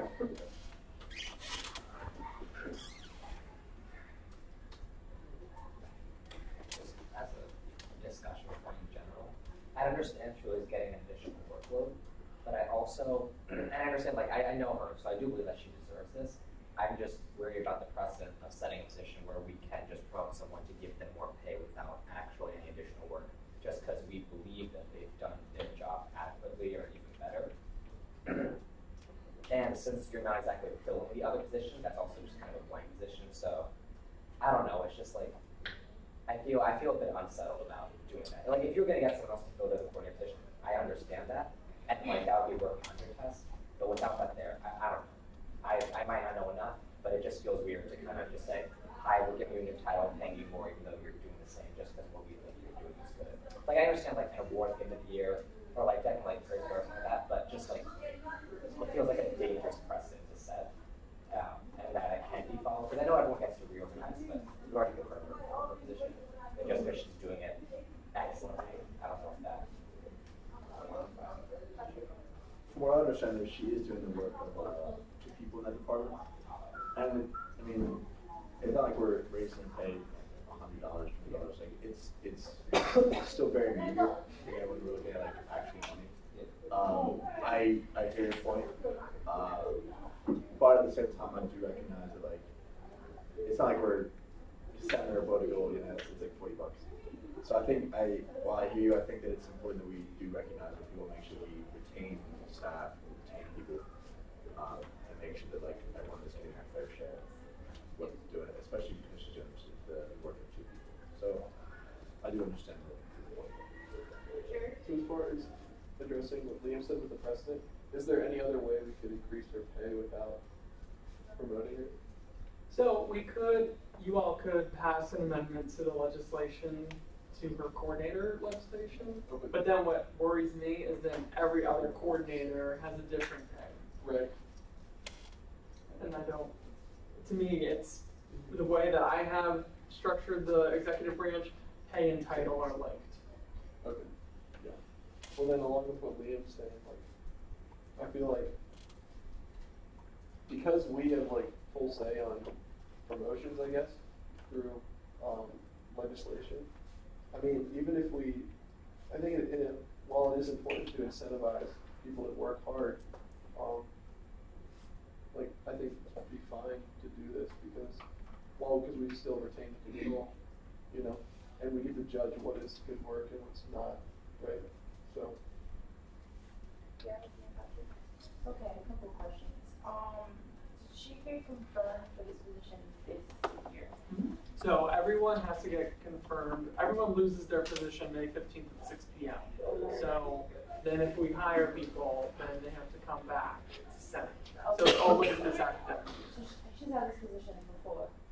No. That's the first time she's had this. So you just confirmed her this year. So she's doing more above and beyond what you thought for that position. So how much are your coordinators getting paid now? What is it? 5-7. 5-7. 5-7. Okay. It's just because I'm new to this, you know, and I wasn't already confirmed to her, but I understand what Leah's questioning, like you did hire her, she's getting paid what you confirmed for her to get paid, and just because she's doing her job well. Like I feel like it's only been like 3 months we've supposed to be in that? 2 weeks. Few weeks? About 3 weeks ago. Yeah, so I just feel like I understand where Liam's coming from, especially me, myself being new. I just feel like it's like, okay, you should have done that initially. Or wait, like quarter or something like that. Not mid-quarter, but like in between the year or whatever. Yeah. So I kind of hear what you're saying on some of that. Priority for me was getting staff because Brenda and I are dying. So like we needed to have a staff as soon as humanly possible. We were supposed to have 2 coordinators for graphic design. We did not like the other candidates that we saw, so we had Tess, and Tess was taking on 2 people's jobs, and then she was taking on more leadership responsibilities, and we weren't expecting that at all. We were expecting her to have help with graphic design stuff, and we were expecting that, well, we weren't expecting at all that she was taking some of the proactive stuff that she was doing. So that's why we saw all of this stuff, and we want to continue to thank her and not thank her. What's the word I want to use? Yeah, like show that we value her in some capacity. Quick side question. So, Tess will be the only graphic designer for SGA, correct? Yeah. Unless like something dramatic happens and we think we need another one, but as of right now, yes. Right, but just to put that in perspective, there was supposed to be 2, and now she's the only one. She's doing the work of all of SGA's graphic design work. Hold on, yes. Patrick has her hand up. Then Matilda, then you. Yes. So, yeah. I mean, this is a promotion, right? It's like if she's doing the work of 2 people, then like she should be promoted. Like, that's like forget everything else. Like, I think that is the most important part of kind of the discussion here. Is like she's being promoted to $40 more for the work of 2 people. Like she's not making double salary or anything. That's I think like. In terms of like us trying to be frugal, I completely understand it and like, yes, but at the same time, like I mentioned earlier, like if the idea of this is like the precedent, I get it, but again, like it's not like we're giving her like let's more money. Like we have to remember that like if she's putting in the work like this, then she should be a director of coordinator of whatever, whatever the associate director of the Department of Communications, like that's what she then deserves, right? Because if she's doing the work of 2 people, then she should be promoted like that. That's just my take on it. I want the same thing about doing that same work. Also, and I'm still processing a lot because I'm a slow processor, sorry. But it is very normal to promote people, right? Because there have been times where someone in the past, if they're in a director position, they might choose to study abroad spring semester, and that might be a decision they make sometime during fall semester. So then you take the assistant director, the associate director, or a really good coordinator, and you promote them to be the director for that department, sustainability, and you promote within. So I think you're analyzing too deeply on. Yeah. That's more like I understand that if that position's been filled, that person has to be who brings someone else in the department. This seems more like creating a new position to put them in for the purpose of the higher salary. That's the only part that I was concerned about. I understand that promotions happen all the time.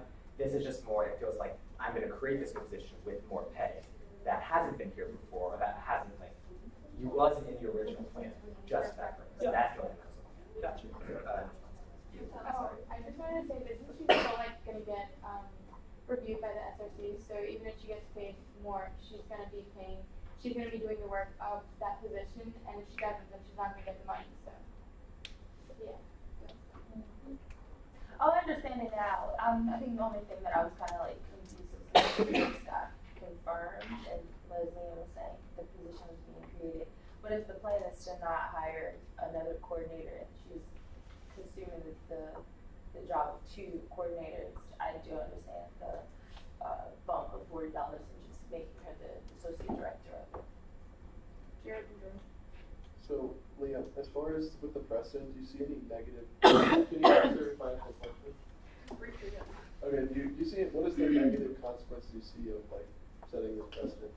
Well, in my mind, it had not occurred to me that she was doing the role of 2 people, so I just kind of saw it as like, theoretically, like it's like picking a favorite and kind of just paying them more money. At that point, because it was like just a creation mission, be like, oh, wow, I like you, you're good, I want to pay you more, like, oh, you're a friend, I'm gonna pay you. So that's just kind of, I was looking at a bunch of different angles. I did not realize that she was handling the position of 2 roles. I was thinking more of like 2 work, and I want to be like, oh, I like you, so I'm just gonna raise you up. That's what I thought in my mind. Okay. So Liam, you're saying it's no longer a concern of yours? It's the idea of the presence still is, but this is more of a case where I can understand, where I can vote yes to that. But it's more where my original assumption, I'm still concerned on the precedent side and not as concerned as Could there be any way, instead of changing like her position, like since like there were supposed to be 2 coordinators, compensating for the 2 coordinators, and that being a reason for her getting an increase in pay, instead of like saying she's getting a new position just because? Did that make sense? I'm lost. Okay, so like there's supposed to be 2 graphic designers, right? But there's only 1. Is there any way that we can just say, since she's doing the work of 2 graphic designers, doing something like changing the name of her position to be like, I don't know, like graphic designer or something like that? Just like overall, I don't know how it is right now. I mean, that's essentially what we do. But like this is like saying, no, it's not, because this is like saying she's going to be the assistant director to the Department of Communications when she was just the coordinator for graphic design before. So it's like, I don't know. I think, Colin, isn't it, you're in your structure, that's why you're promoting her to associate director, because that's the next step up. Okay. So by renaming it, it would go outside of the structure he's created, like stipend-wise also. Okay. I think that's my understanding, but feel free. Yeah, no, I was kind of looking at these, like, there could be a way where we just say, like, associate director for graphic design or something. But I understand this would be a structure. But maybe just some of those, I should say, like, because she's handling she's doing the role of 2 people, that's what I'm doing her. Just that would kind of eliminate my worry on precedent. Just being like, in a role position, normally feel like she's one person not able to do both of those. And because they're working on is why we're promoting that. They're working on it and they're doing the work of 4 people. So if that could be the one or something. If not, I understand. That would definitely put me in audience.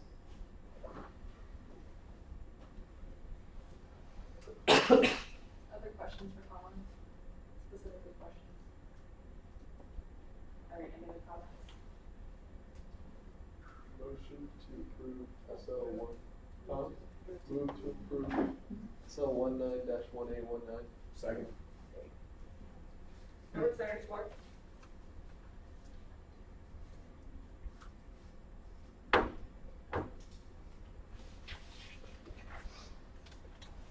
Senators opposed? Board Senators abstaining? Present 0, and with that, discussion passes. Great.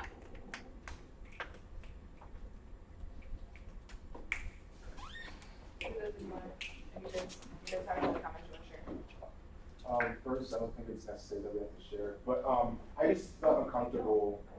Yeah, I know. Okay. Sorry, but I didn't feel like ready to go, so that was my thing. I pretty much knew all you guys were going to vote, but just on my conscience, it's just something I'm a bit worried about. Okay.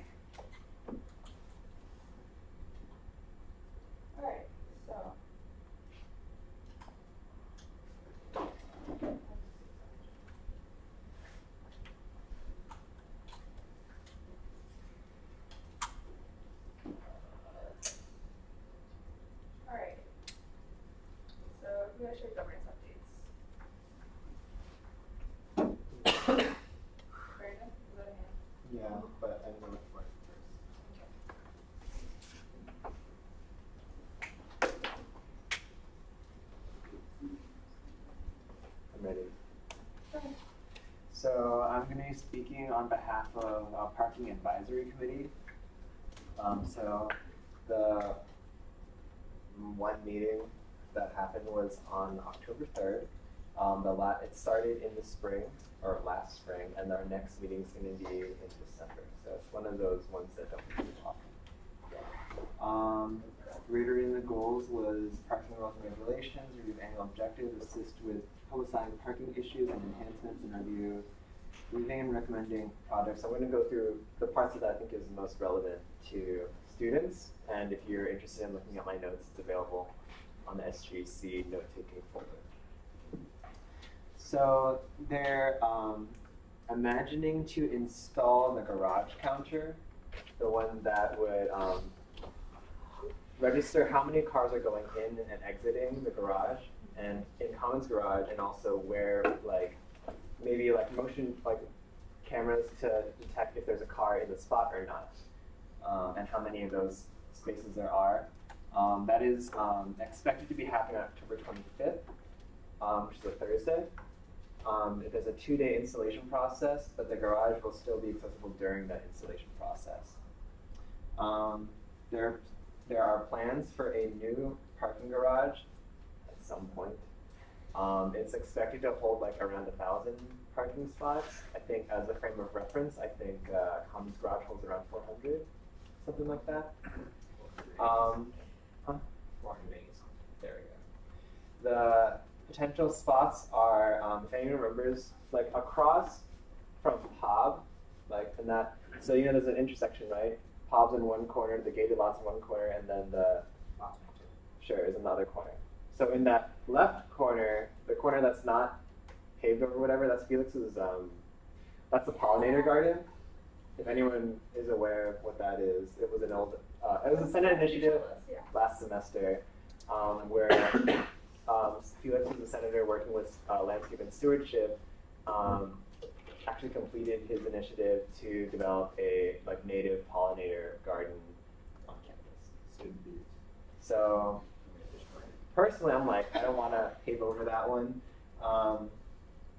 Lot 22, which is the one across from that, up there, there would be issues with congestion and traffic, since that's one of the major intake locations of people coming on campus. The two other options are Lot 23, which is in front of Patapsco and across from the stadium lot, if you can imagine. It's it touches Hilltop Circle. So that's the favorite position. And then that would up the parking spots from 1,000 to 1,200, because currently the parking lot holds 200 spaces, and they're not interested in taking away potential spots. So the parking lot holds 200 spaces currently. Parking garage will increase it to? From 1,000 as a normal garage to 1,200 to accommodate for the parking spaces that would be taken away. So this is the one you're talking about, your Poplar? Yeah. That's the current. Yes. That's 22. And so it's right over near facilities management and Right. Yeah, that off there that's not the one that's. For those of you that's wondering what this is, on the facilities is a master plan that shows every development that's supposed to be happening. So if you ever want to find this, just search master plan UOPC. So I don't understand the numbers still. The point, I think the point was that originally the garage on its own holds 1,000. Yes. But they're if they're going to be paving over parking lots that are already there, they want to include that into the total. Oh. So instead of increasing our total number of parking spaces to plus 1,000, since they're paving over it and they only made it normally, it would be plus 800 instead. So they want the net increase to be plus 1,000.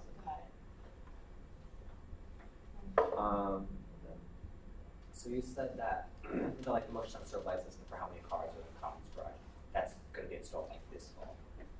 Yeah, this month. This month. Yeah, right. Is that just Commons Garage or also Walker? Just Commons Garage. Just Commons and paid for by SGA. Yes. It's a slow development, yeah. But it's Yeah, something we've been working for it for a few years, and now it's happening. So. I was just curious if they're going to roll this out at the same time, or if, because I understand Walker's not exactly a big car, that's residential. So just pretty far away. Kai, if you have a question, but I also have more information.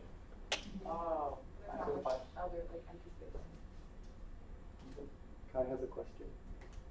Oh, Kai, go ahead. So, I'm on the landscape and stewardship committee, and our first meeting is going to be next week. And the brief overview, I think it's the email that you forwarded from Sarah. Was the pollinator there? So that's one of the it's possibly going to be like removed. One of the possible locations. Yeah. Okay. Do they know about this, or should I bring it up to the meeting? Does the pollinator garden know about it? I hope so. Felix knew about it. Oh. Yeah. So, but you can bring it up to them. Yeah, there's no harm. So the 4 spaces that were mentioned were a like truncated list or like a vetted list of what the contractors provided us as potential spaces for a parking garage, and then the university identified the 4 of those being ideal, and from those, parking advisory is thinking of ideally lot 23. Another point is that it's a multi-use lot, so it's both for commuters and residential students. So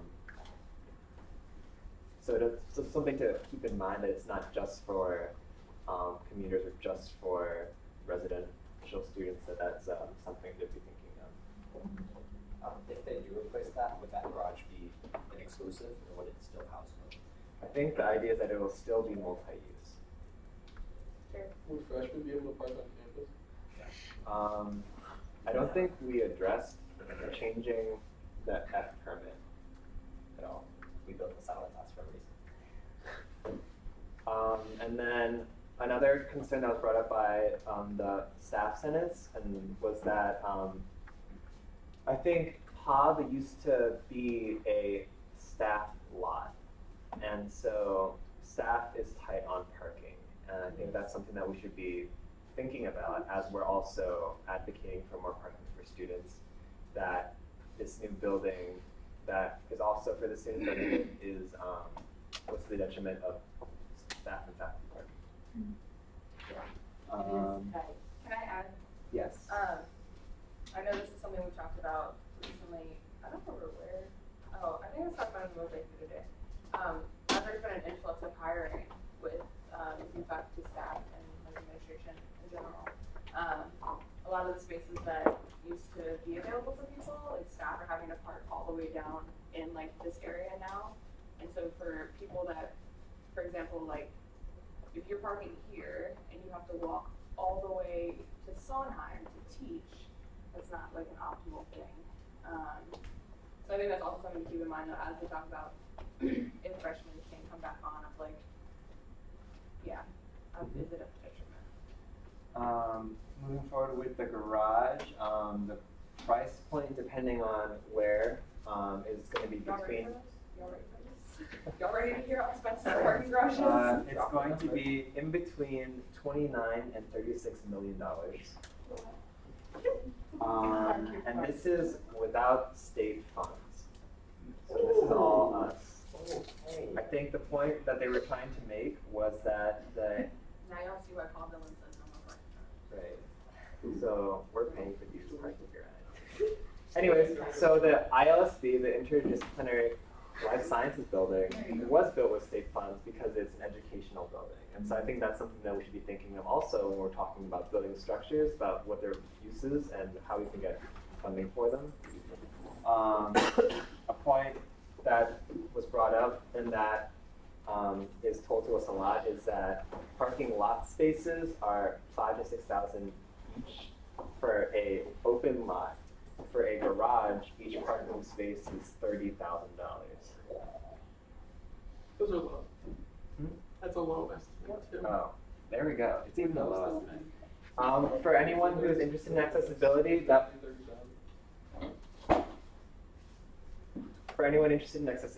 was a point that was brought up also, was that they're considering pedestrian traffic and mobility accessibility is taking into account in the construction of this garage.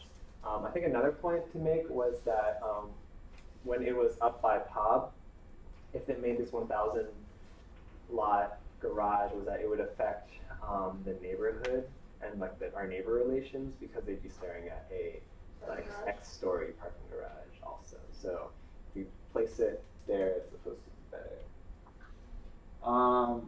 Another point that we talked about for a long time was about parking fees.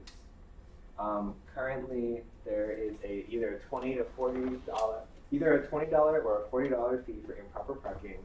I think one is like you don't have like the right permit and you're parking in the wrong spot, etc. And then if you have a late fee, there is a one-time $5 late fee. And so what they're saying is that there are people that are not paying their late fees because I think right now the only thing that it's keeping them from is getting their car registered if they need to register their car again and getting a permit again. And so there's like the incentive is low. And so people, repeat offenders especially, they just continue to like rack up these fees and people are going up to like thousands of dollars of late fees that they're just like not addressing.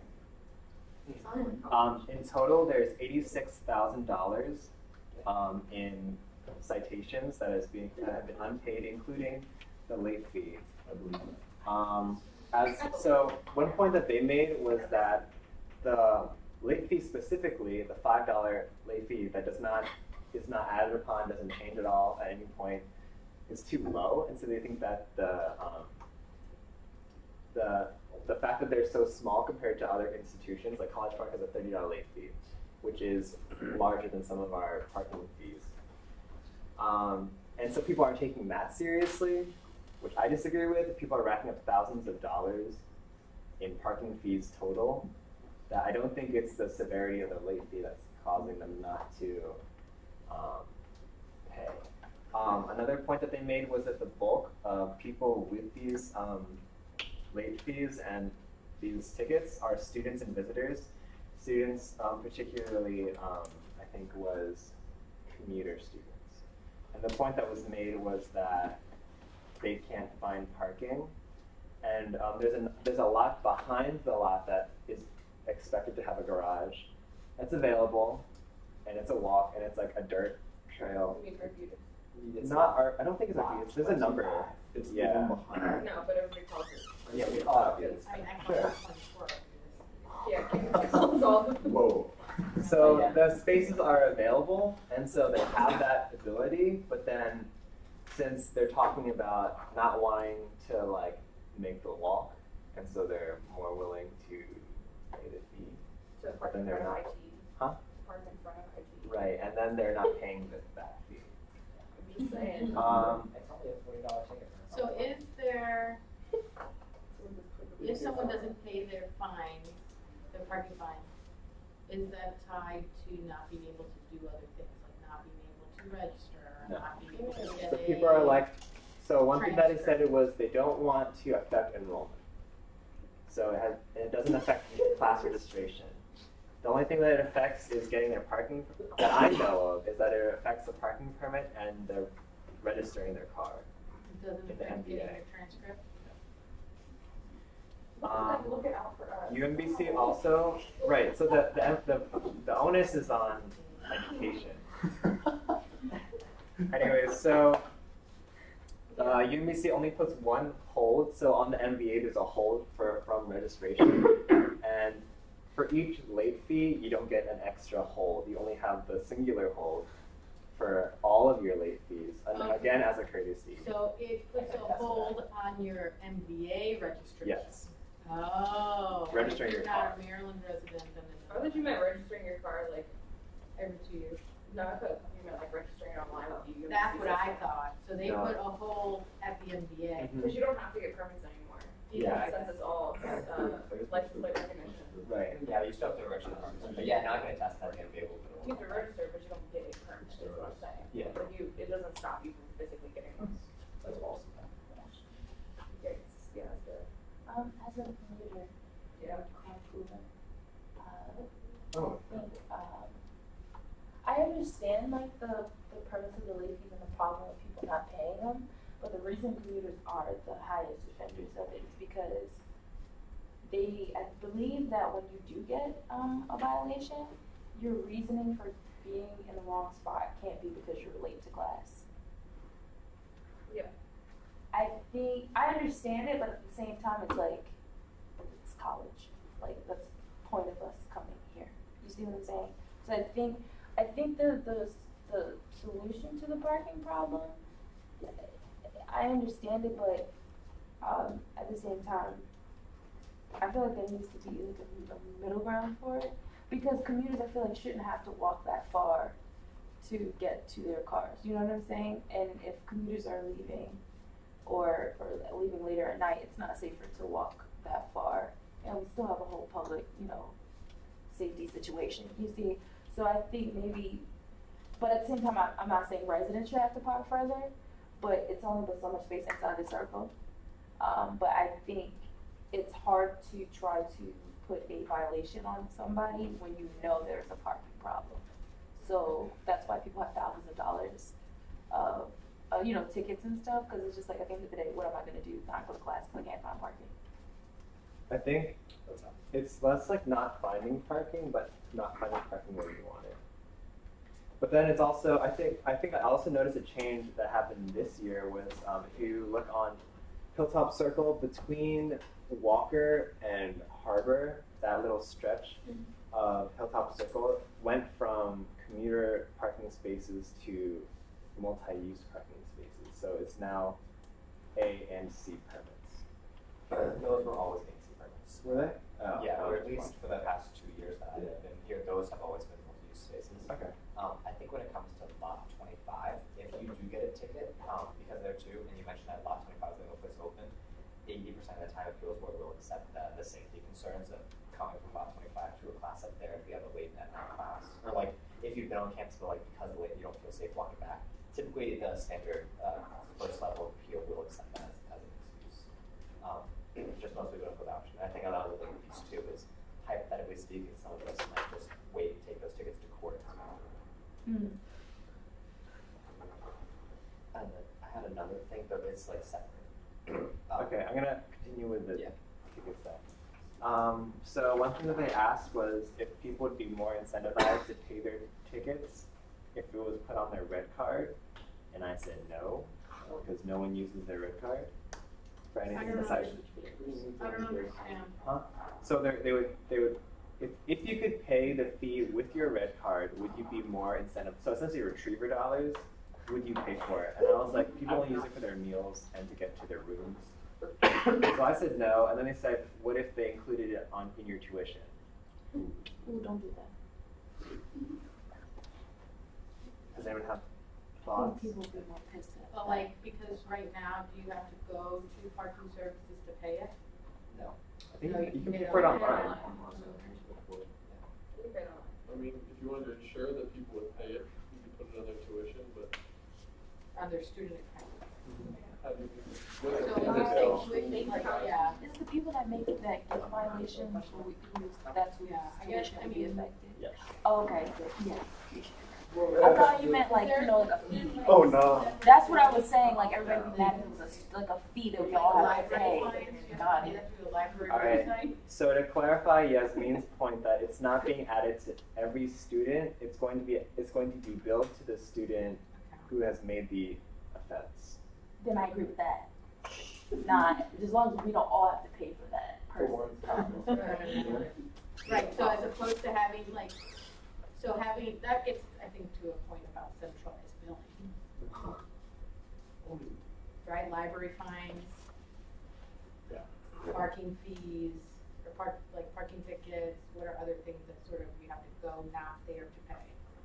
Like I don't know what those other things are. Is that a thing? I don't know how many things you do have to go there to pay besides your campus card. So I mean, like you pay your tuition, right? Online. But you have to go to a separate site somewhere online to pay library fees. I don't know. I don't think so. You do? And you have to go to a separate site to pay your parking tickets? Yes. Oh. Is there another site for other things? Like are there other things that people have had to pay? I mean, there's a different thing for retriever dollars, right? That's a whole other. Oh yeah, campus card is a whole other one. Oh, you're saying like have one place that you can play all. Centralized billing? Got you. Now I understand what that means. I just thought about it. I just had a question. If it was a thing or not. It's not a thing. Okay.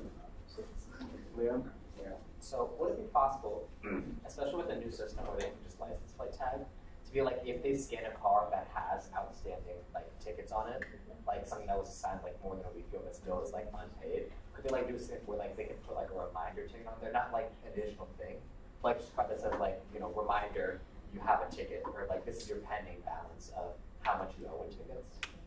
I guess as a way. I don't know how feasible that'd be, but like sometimes someone might like use the ticket or like maybe just forget it or like throw it away, but just be like getting like another thing on your car and be like, oh, I parked properly, what's this? And they'll read it, be like, oh, I do owe this amount. I mean, that's a possibility. I don't think that's impossible. I don't know if it gets to the issue. I don't think that people are not paying their tickets because they're forgetting.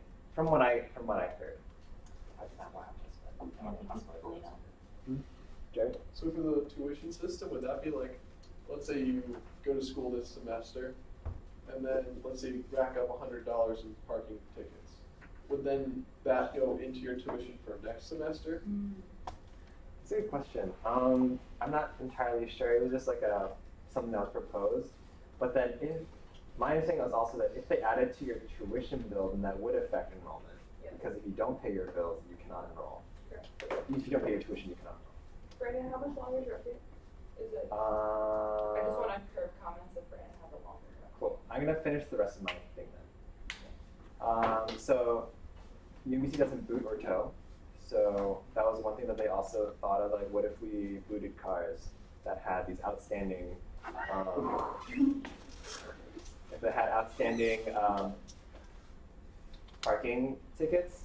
Outstanding was thought to be, like, we had guesstimated around, let's say, like, if they have 4 outstanding tickets, they'll be getting their notification, and then will subsequently be booted and towed if they're found. It'd be parking improperly again. They're planning on releasing an app called a parking portal, whatever, released in March or April. From there you can purchase permits, which doesn't apply to us because we don't buy permits. We'll also notify common space availability, so it'll be linked with the Commons Garage counter. And through that they can also pay citations. You purchase permits as like a adjunct professor or like not like somebody that doesn't, you're not here permanently. So yeah, again, parking is for everyone that takes their car to UMBC, yeah. including staff, non-exempt staff, everybody. Yeah. That was a discussion of, I think, faculty at the USC meeting, like of last semester, was that they buy like day passes or something, and like or 7 days pass or a week pack or something, and like because like they don't need to pay for like the annual one, they just need to pay for whatever they're here for, and like it's more complicated to, I don't know, I can't put that really, it's in my notes. Yes, but cool. Okay, any last comments for Brandon? Do you think you could ask them to look at the possibility of the crossing between, like there's a little section of Hilltop between the event center and the like the skating block where that 4-way intersection is. There's like a cross center there. Would it be possible for like just the putting in like the thing where you can push the button, like lights shine on the side, let you know the passengers crossing? Can you restate that? There are like some things where like I don't know if you've seen it on roads, but it's like they have like flashing lights on either side. If like a pedestrian can push a button, the lights flash to let people know that a pedestrian is like crossing. You said from the event center to Hilltop?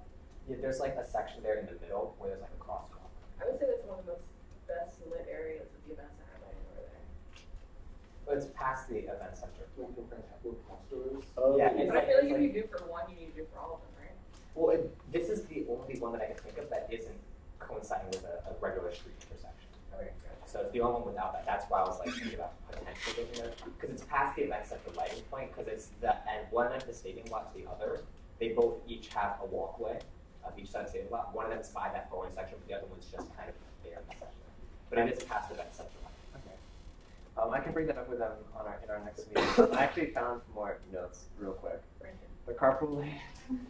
So the carpool thing, right? It's a weird situation, and they're dealing with it. So there's no accountability currently. They're figuring it out. They're trying to get a more formal program to complete the application to do that parking thing. Currently there are 8 spaces for the carpool lane, and they're thinking of expanding it to the whole lot and possibly including some faculty or staff. there's Zimride that they're trying to promote, and I think it's another park share or car pool service where you can put yourself in a database, be like, I'm driving to UBC, and find other people in the database being like, oh, let's drive together, or something like that. That's what I think about. Yeah. And now I'm done.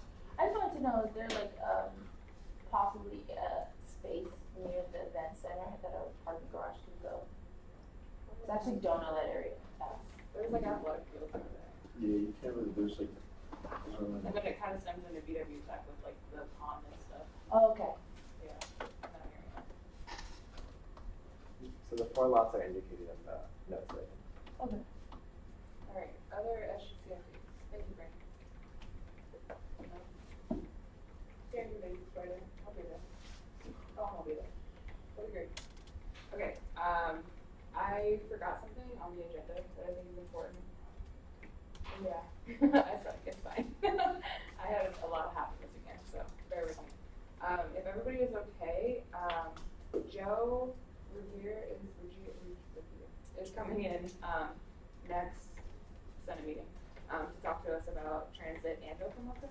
So I wanted to take I'm going to give him a pretty lengthy amount of time, but I want half of that to be used for transit. The first half will be used with Okamoka, and we'll talk about that so that people are like caught up in the project and where it's going. Especially as they've like made some cool, like they're in the steps of like the interior design part of Okamoka and like what it looks like and like what coffee they want to pick, and they're in like some of the very cool parts of it. Not that all of it is nice, but so I'll have them speak at the first, but Joe is also a crucial part of that, and then hopefully we'll let them leave or stay if they want, and then we'll move into like a transit discussion. So if everybody's okay with that though, I'd like to do some prep on questions that we want to ask both of those groups, so that we don't just go into it blindly. Is everybody okay with that? Yes.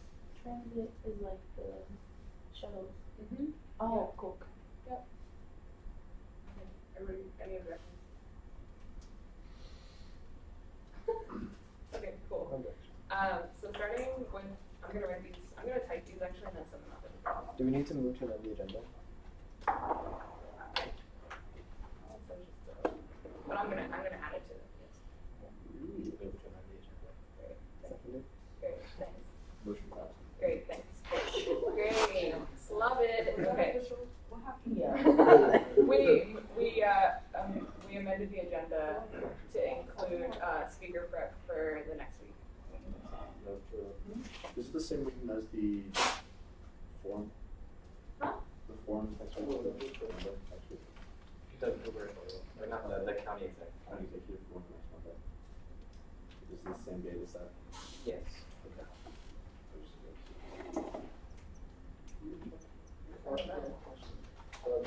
Colin, what time does that start next week? 6? You all wanna go? We can go for a little bit of it. To be honest. How long is it long? I hope it's not hard conditions. Oh wait, but Joe's coming in. We might show up late. But my color is coming the other week. You could have 2 guests. We could do it on Saturday night. In 2 weeks. Okay, I don't know. I'll figure it out. I'll figure it out. Alright, great. Notes. Okay, so Okamoka. Does everybody know what Okamoka is? I think everybody does, right? Yes. Is anyone unclear on what Okamoka is? It's a coffee shop. Great. Do the freshmen here know what Okamoka is? Through an entrepreneurship class that is started by students with institutional help and with involvement from the community as well.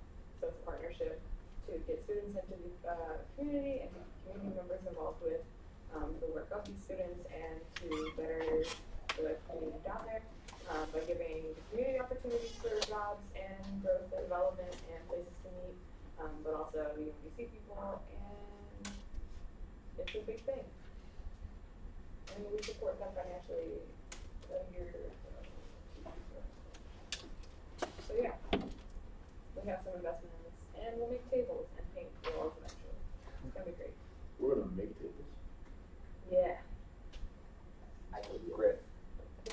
photo. Alright, so what questions do we want to ask Okamoka? I'm going to ask them to give, I want them to give like their general presentation of where they are. I'll talk to them about that tomorrow morning when I go to this 8 a.m. meeting that kills my soul every day. So, what questions? Besides the 75,000 we already gave them, what else do they want from us? They just want support. I can tell you that. Okay, let's, if it was, yeah. Like they just want, they want us to be like aiding and like bringing people down there, to be reserving the space, to be using the space for our meetings if we want. They want some of our help with like making the space, as in like painting, like we did last year, and that type of stuff. But financially, they're not looking for any more money. Alright, that's what I was. Great. It's, you know where the Domino's is? Right down the street from Hoffman. Or you know where Tasty is? Where the Rite Aid is? It's right over there. Oh, okay. We'll go down there right now. Cool. Okay, so questions. Or do you all just want to hear from them and ask questions for the presentation?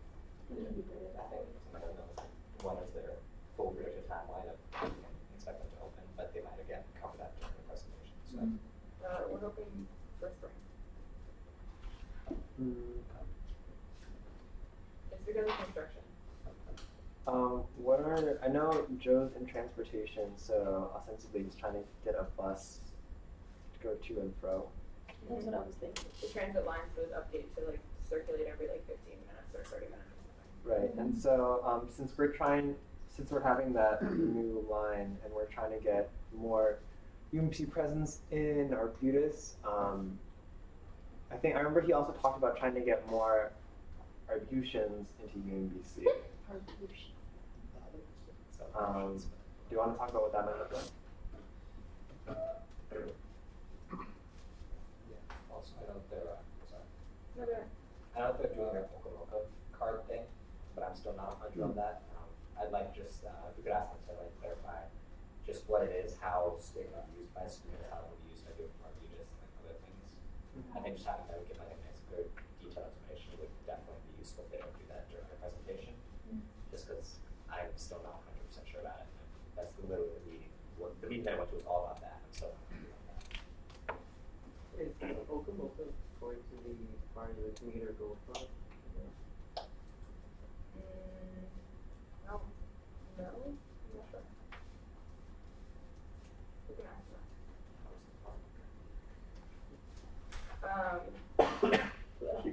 The side part has been, the side lot has been like donated as parking for this. And then there's also like local parking, like near the Domino's and stuff like that, but also trying to encourage people to be like biking down there and using like bike share program to get down there and use the bike racks that are shaped like coffee or yeah. What? I already get filled out for You don't want another tuition. Alright, other questions? Okay, cool. So we'll just let them come present and then ask questions from there as well. Transit. Bring them. Go ahead. Okay, I use the shuttle like religiously. My question is, what's up with the downtown shuttle? Because after a certain hour, there's only one shuttle an hour, and I noticed for the route that it takes, there are a lot of people, not a lot of people, but it's a pretty good amount of people that's at that bus stop. So, like, maybe increasing the times that the shuttle circles around, because it's only like a 20-minute drive, I believe. Because it only stops at like 5 places.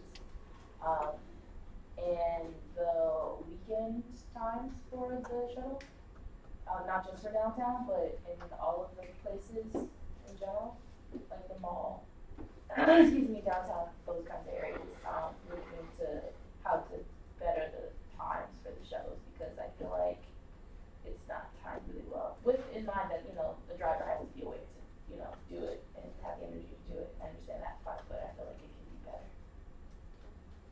Thank you.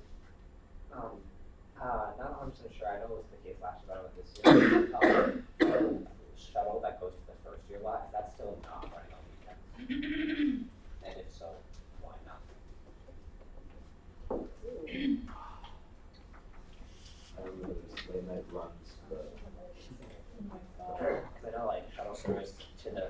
last year anyway, ended at like Friday at 10, and those shuttles did not resume until it was like 6 p.m. on Sunday. Did you check, what does it say on the transit website? That's what it said last year. I'm gonna check again this year to confirm. We'll check right now.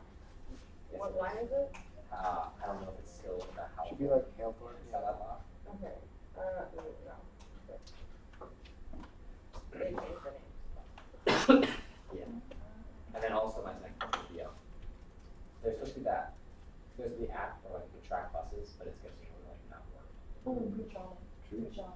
Today, I got on the shuttle, not to cut you off, I got on the shuttle. I had my nephew in a car seat. The shuttle said it was like all the way, probably like still on the highway. If I hadn't looked up, I would have missed it because it was right in front of my face. It said it was like 20 minutes away, but it was like right there. I was like, wow, cool, great, this is pointless. Yeah.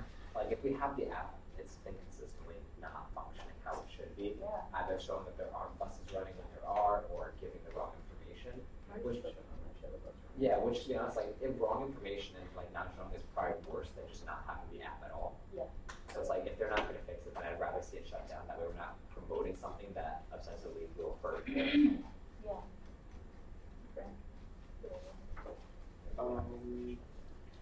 I can talk on online. I pulled it up for like if you're still looking for it.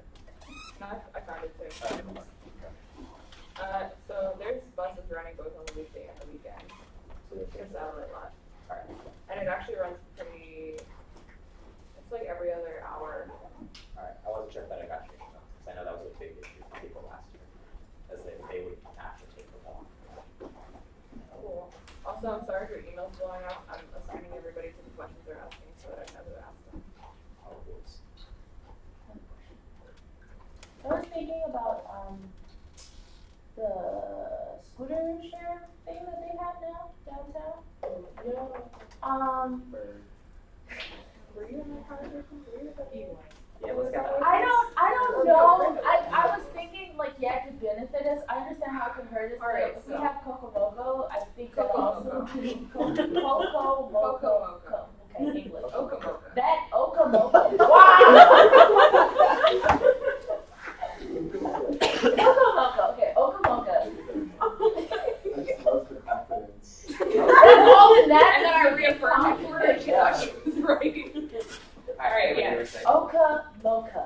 Yes. Yes. So, there was a scooter share presentation to us in the summer. Really? Bird contacted UMBC to see if they were interested in a partnership.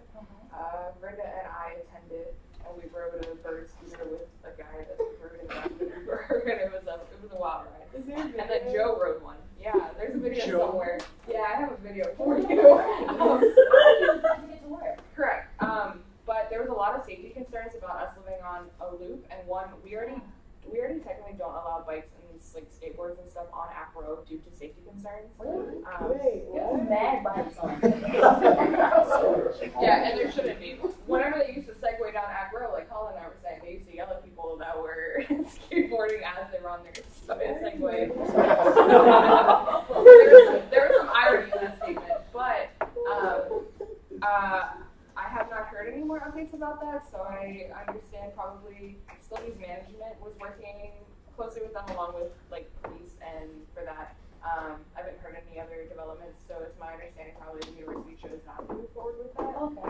A lot of the points they brought up were valid, especially as Bird has now like shifted towards you can only be a licensed driver if you're riding one of those, and in my head, like if you're giving somebody an alternative mode of transportation and the reason why they don't drive because they don't have a license, then it kind of defeats the purpose for them to need a license to ride a scooter. And like, so yeah, and there was also the problem of like going down to Poplar and like leaving them, and as you see in Baltimore, they're kind of all over the place and just kind of like strewn about, and people sometimes just like leave them laying over.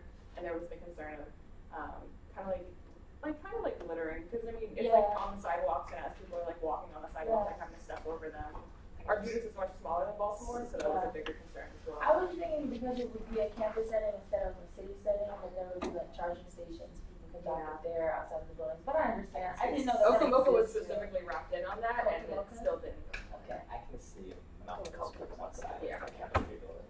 But that's that update. All right, that's fun. That's right. Any other questions for Joe? Yes. Can we ask like two questions? He's not the person to break. Right? That'd be cool. No, I think, I don't know, let's, I think it's what specifically potentially, right? It's worth And asking. would you mean the new lecture or the old lecture? Yeah. Okay, there you go. Got it. Got it. Okay. I want to ask about the Cahill one. I mean, the Columbia one. Yes. Yes. Is there one? Would it be silver? Yeah. There's a Cahill one, I know. We helped. Yes, there should There's be. a court in the road. But I think there's issues. I feel like you should revise the Courtney Road one, because that one also doesn't run until the weekends, and also it negates all of Route 40, so you can't go to any of those places. None of the shuttles cross, like intersect any of that, like you can't access Route 40 at all. And I kind of think that's kind of absurd, because It runs on the weekdays and the weekends. but it doesn't run through Route 40, that's what I'm saying. None of them go through Route 40. There's a Route 41. Route 40 West, no, it doesn't go anywhere on that. There's a Route 40 route.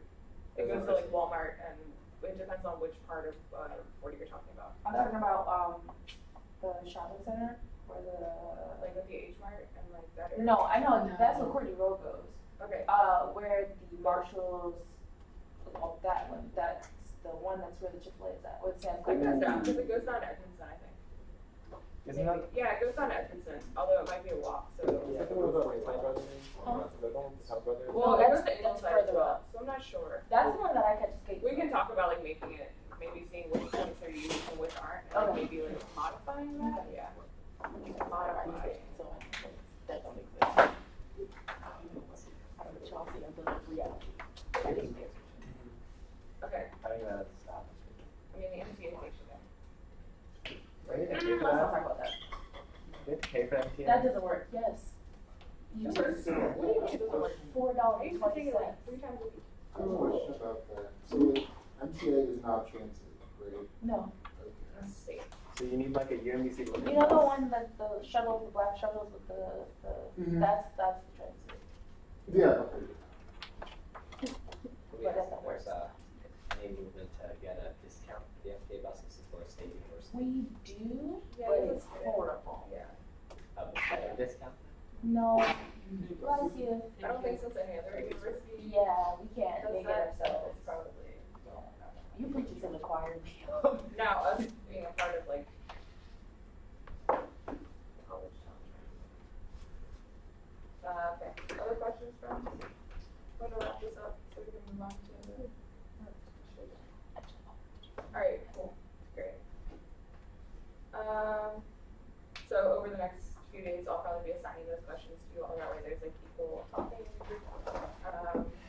And I'll probably just print them out. Or I'll probably email you and let you know which questions. Even if you didn't bring up the question, I might still have you ask it. That way people get to know your face and your voice. Great. Initiative.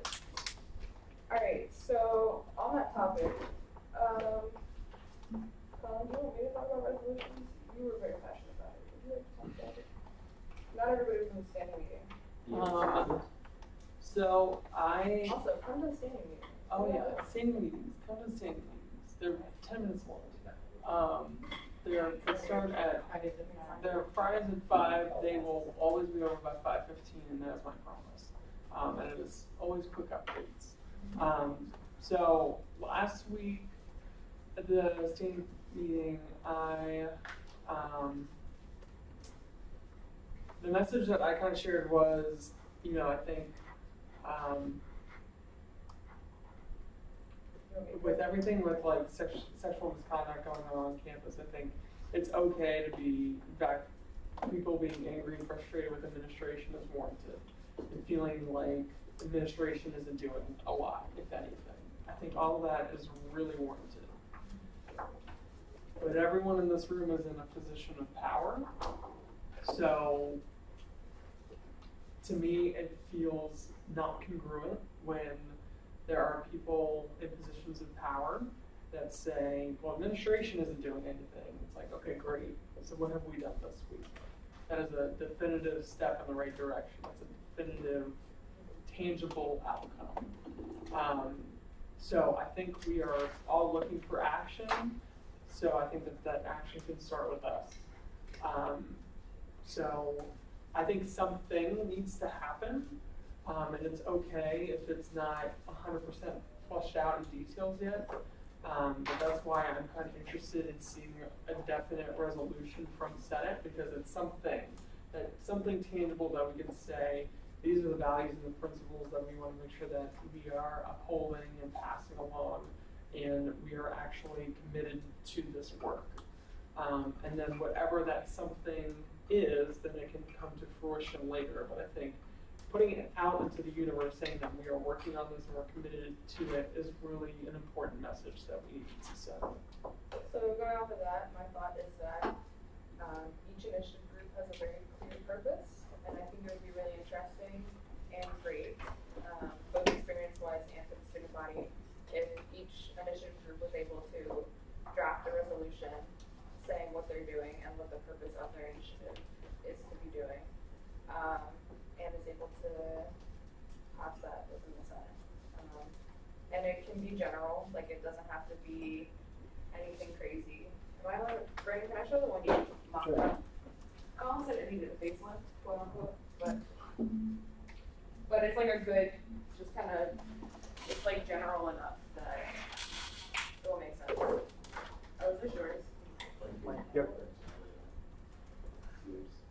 Where is it? It's SRC question dash question. No, SR question. Stop. There, got it. Good lord. There we go. This is literally what this man sent me, okay? But as you see, Colin said needs a facelift, and boy, he meant it. Okay, what? That is a fact. What? Yeah. What are you saying? What for? Can you add another edit that should be your 4 gate result? Colin, what's up? Huh? You're giggling. But this is like a good example of, as you see, like it's not super concrete. Like it's not saying like Jordan, Kai, Colin, Candace are working on this and this. But I think this is a good project for you all to be doing, to show the student population working on things. And I think that's something everybody voice they feel very passionate about. And I always think it's great that more people are understanding how to write legislation and resolutions and get that experience. Yes, sir. Would these be just Senate resolutions or joint resolutions? Senate. Because it's just happening in the Senate. Is everybody okay with that? Thoughts? That seems fair. Critique, feedback. Would we just be following this template that we shot this over? For you all? Yeah. I mean, it's up to you all. I mean, it's here if you want to use it.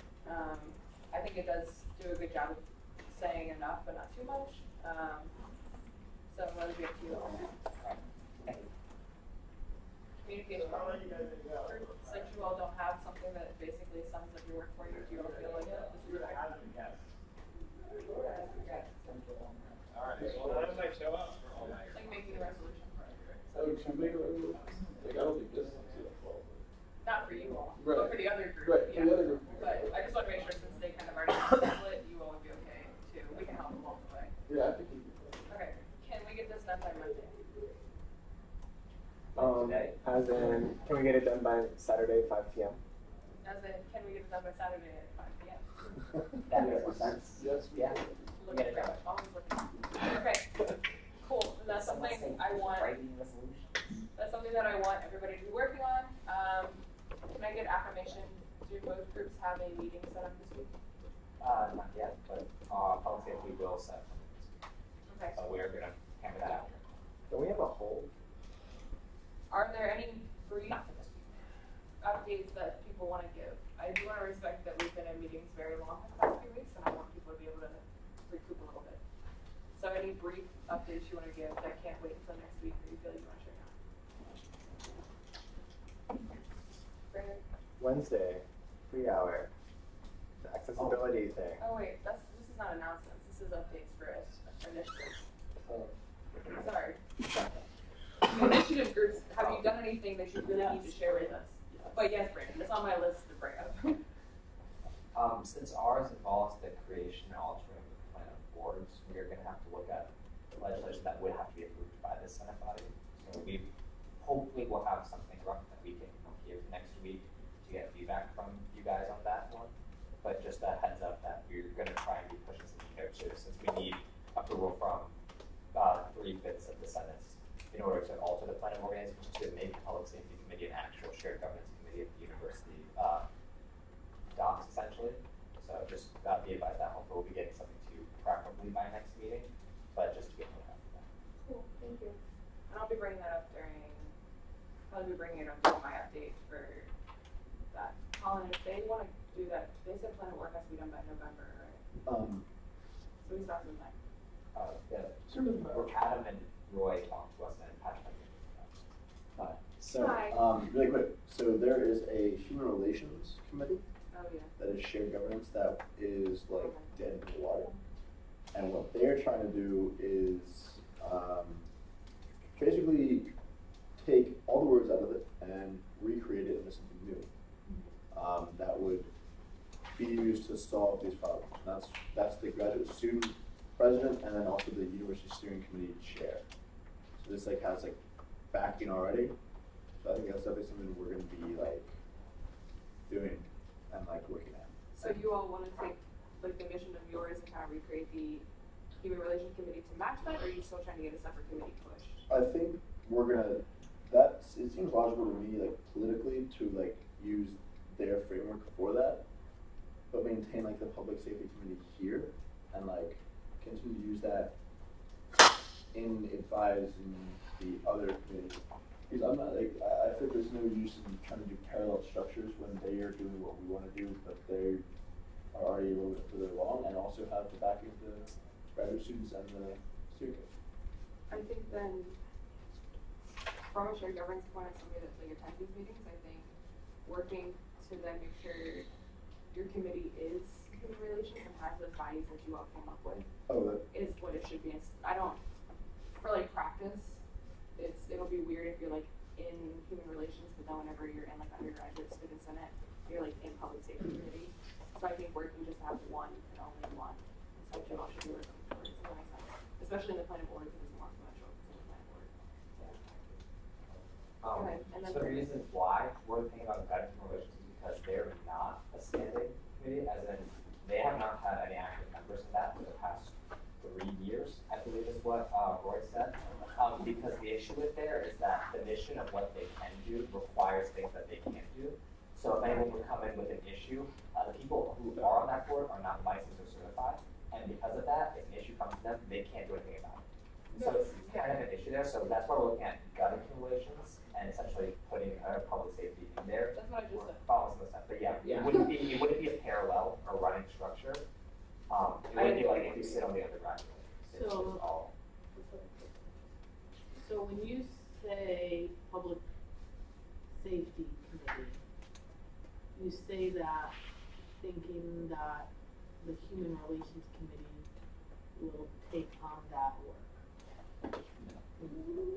So, like we've created like there's like the public like if I understand this correctly in our in like the SGA undergraduate structure here like in this room they we have like a little public safety committee with like our initiative. But your initiative is to. I have no intention of taking that to a planning board. I think you should. But they are like what they're doing with human relations like our mission statement, our values or whatever you want to call it is going to translate on the paper into human relations because they're gutting that. Which is fine. I just mean either drill really hard to get public safety approved by like the 3/5 and like leave human relations, or work with human relations to understand like do one or the other. Does that make sense? Earlier it sounded like you guys were trying to do both, and I was like. No, that's what I'm saying. There's no point in doing a parallel structure there because we're gonna be doing the same exact stuff, and there's no point in fighting to get that when they're already on the same page. So as of right now, you all are. We're creating a new one and getting rid of human relations. Yeah, but like. And you're still trying to put in the planning board. Human relations is in the planning board. Public safety committee and the planning board. No, I guess that's no reason to do that. We're putting public safety and we're taking human relations out. I feel like you all got brought two different pages. That's not what we're talking That's about. why. I'm pretty sure that's what they were talking about. No, they wanted to, So redesign. Brandon wanted to say something for like mad long. Yeah. Happy. Brandon, go ahead, enlighten us. So, from what I gathered in a meeting with Roy, the idea was that we're going along with the Public Safety Committee off of the plan of organizations. Like we're not trying to put Public Safety Committee into the plan of organizations because that takes too much effort and it takes too long. We don't want to wait for 3/5 of the Senate. So we're going through with our ideas of Public Safety Committee by involving the stakeholders without having to do that. So the point is, like, we don't want to wait for the vote in November and have everything sorted out. So we're going to be doing the work already. The thing with HR is that we're trying. So as we're doing that work, like off of the plan of orgs, as they're amending human relations in the plan of orgs, they're going to be like consuming the same. So we're including the roles of this unofficial plan of Public Safety Committee into that HR thing, so that at the end, the new HR will include The public safety stuff. yes.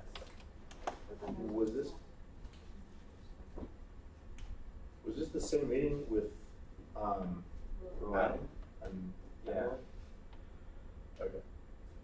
I think for the sustainability of the committee, I think putting it in the plan of orgs is something to think about. I also think for the involvement that you all want from various stakeholders, including faculty, staff, non-exempt staff, et cetera, that does, like putting it in the plan of org does make it a more sustainable organization for people to have buy-in to because it's in the plan of organization. So I think it is something valuable to think about because as the years go on and as you all graduate, that is a committee that will stand and will stay. Other than I fear that by you all eventually leaving, when you think about the sustainability of initiatives, how that initiative will continue to stay enacted within the university. And I think you put yourself in danger of killing off something that is good by not wanting to have to wait for the vote or like trying to get work done so fast that you don't take into consideration the longevity of it. That's why my idea was that the HR committee in the plan organizations would be taking on. So we're still involved in amending the human relations committee. So what I hear you saying is that while named HR, there's interest in amending the HR committee to do the work that you are proposing. Of public safety plus everything else that HR needs to do. We have a seat at the table for redesign HR and also in like the eventual creation of the the new HR. Right. So we're which is fine. in that. So then maybe it's more about if you're gonna enact the same things that you wanted to do within the plan, like within the public safety committee, then maybe you all should start to shift towards your name being similar. Because as you talk more and more about public safety committee, as that gets through the university, people are gonna see them as two different things. And so having concise names that follow what things are is important, especially here, as we have a lot of acronyms and a lot of different committees, and that's my point. Because if it's here and students are here in public safety committee and they're wondering what's that bigger scale look like, they're not going to think human relations probably. They're going to use the same language we all use.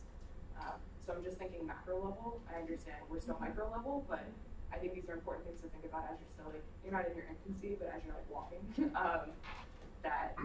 So I mean, as long as all of your work is in that, that's great.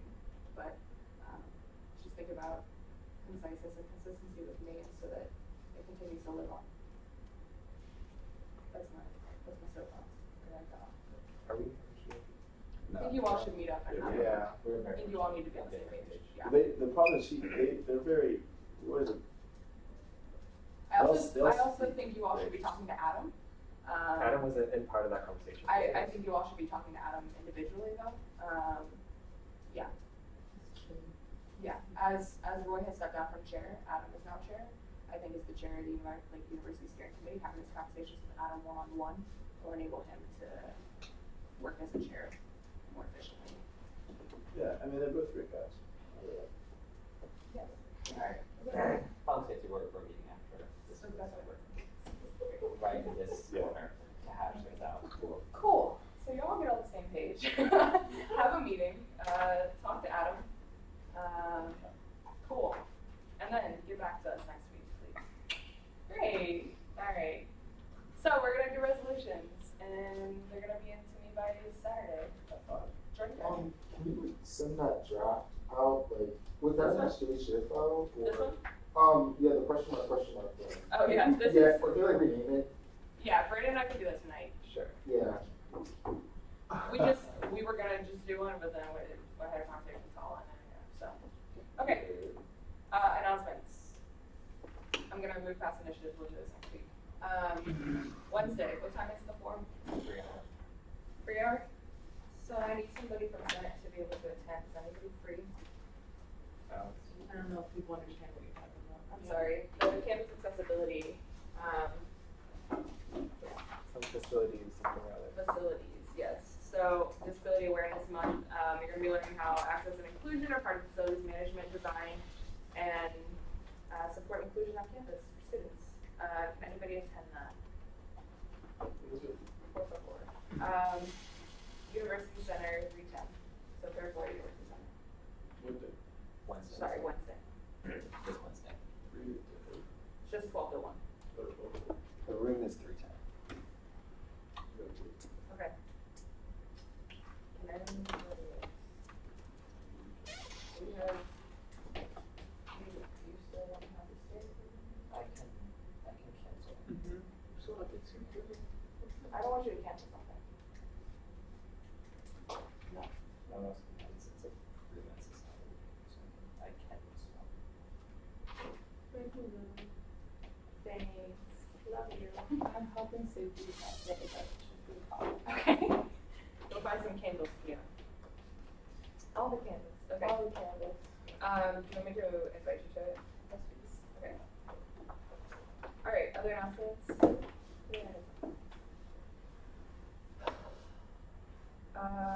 Off hours. Brandon and I will be sending those out tonight. Oh no, not off hours. I'm sorry. One-on-ones. One-on-ones will be sent out tonight. Remember, you have to schedule one with me, one with Brandon. Yep. Sign-in sheet is up in the SGA office. It's on the. It's literally just big dates, and you just have to like initial and near it. That's it. It's very user-friendly. Yes. So do they do one with me and one with you, or one with me or one with you? One-on-ones with both of us, because we have different things to talk about. So Brandon will be talking more about SGCs and SRC with you. I'll be talking more about initiatives and Senate in general with you. So, yep, cool. Any other work-related comments that should be on the live stream? Cool, adjourn. Come out and support homecoming. Homecoming this week. That's the blue with light Yeah, I'll target see markers you. there. I'll be Please here. arrive with your name tags. Working. Candace and Jen are going to kick it like it's 2009. 2006. Wow. That would be so nice. I know when Jen was the coordinator for SCB and I was a grad. Do you have another comment? There's another announcement. Oh, constitutional changes. Please make sure that you're reviewing those and setting up some time. Cool. Next week, we'll go over what do I do when I miss my milestone. Yep, that's what we'll talk about. There'll be a whole presentation for you. That'll be great. All right. Any other comments before I? All right. So I do this meeting at 8:21. Deuces. Let's turn off the live stream.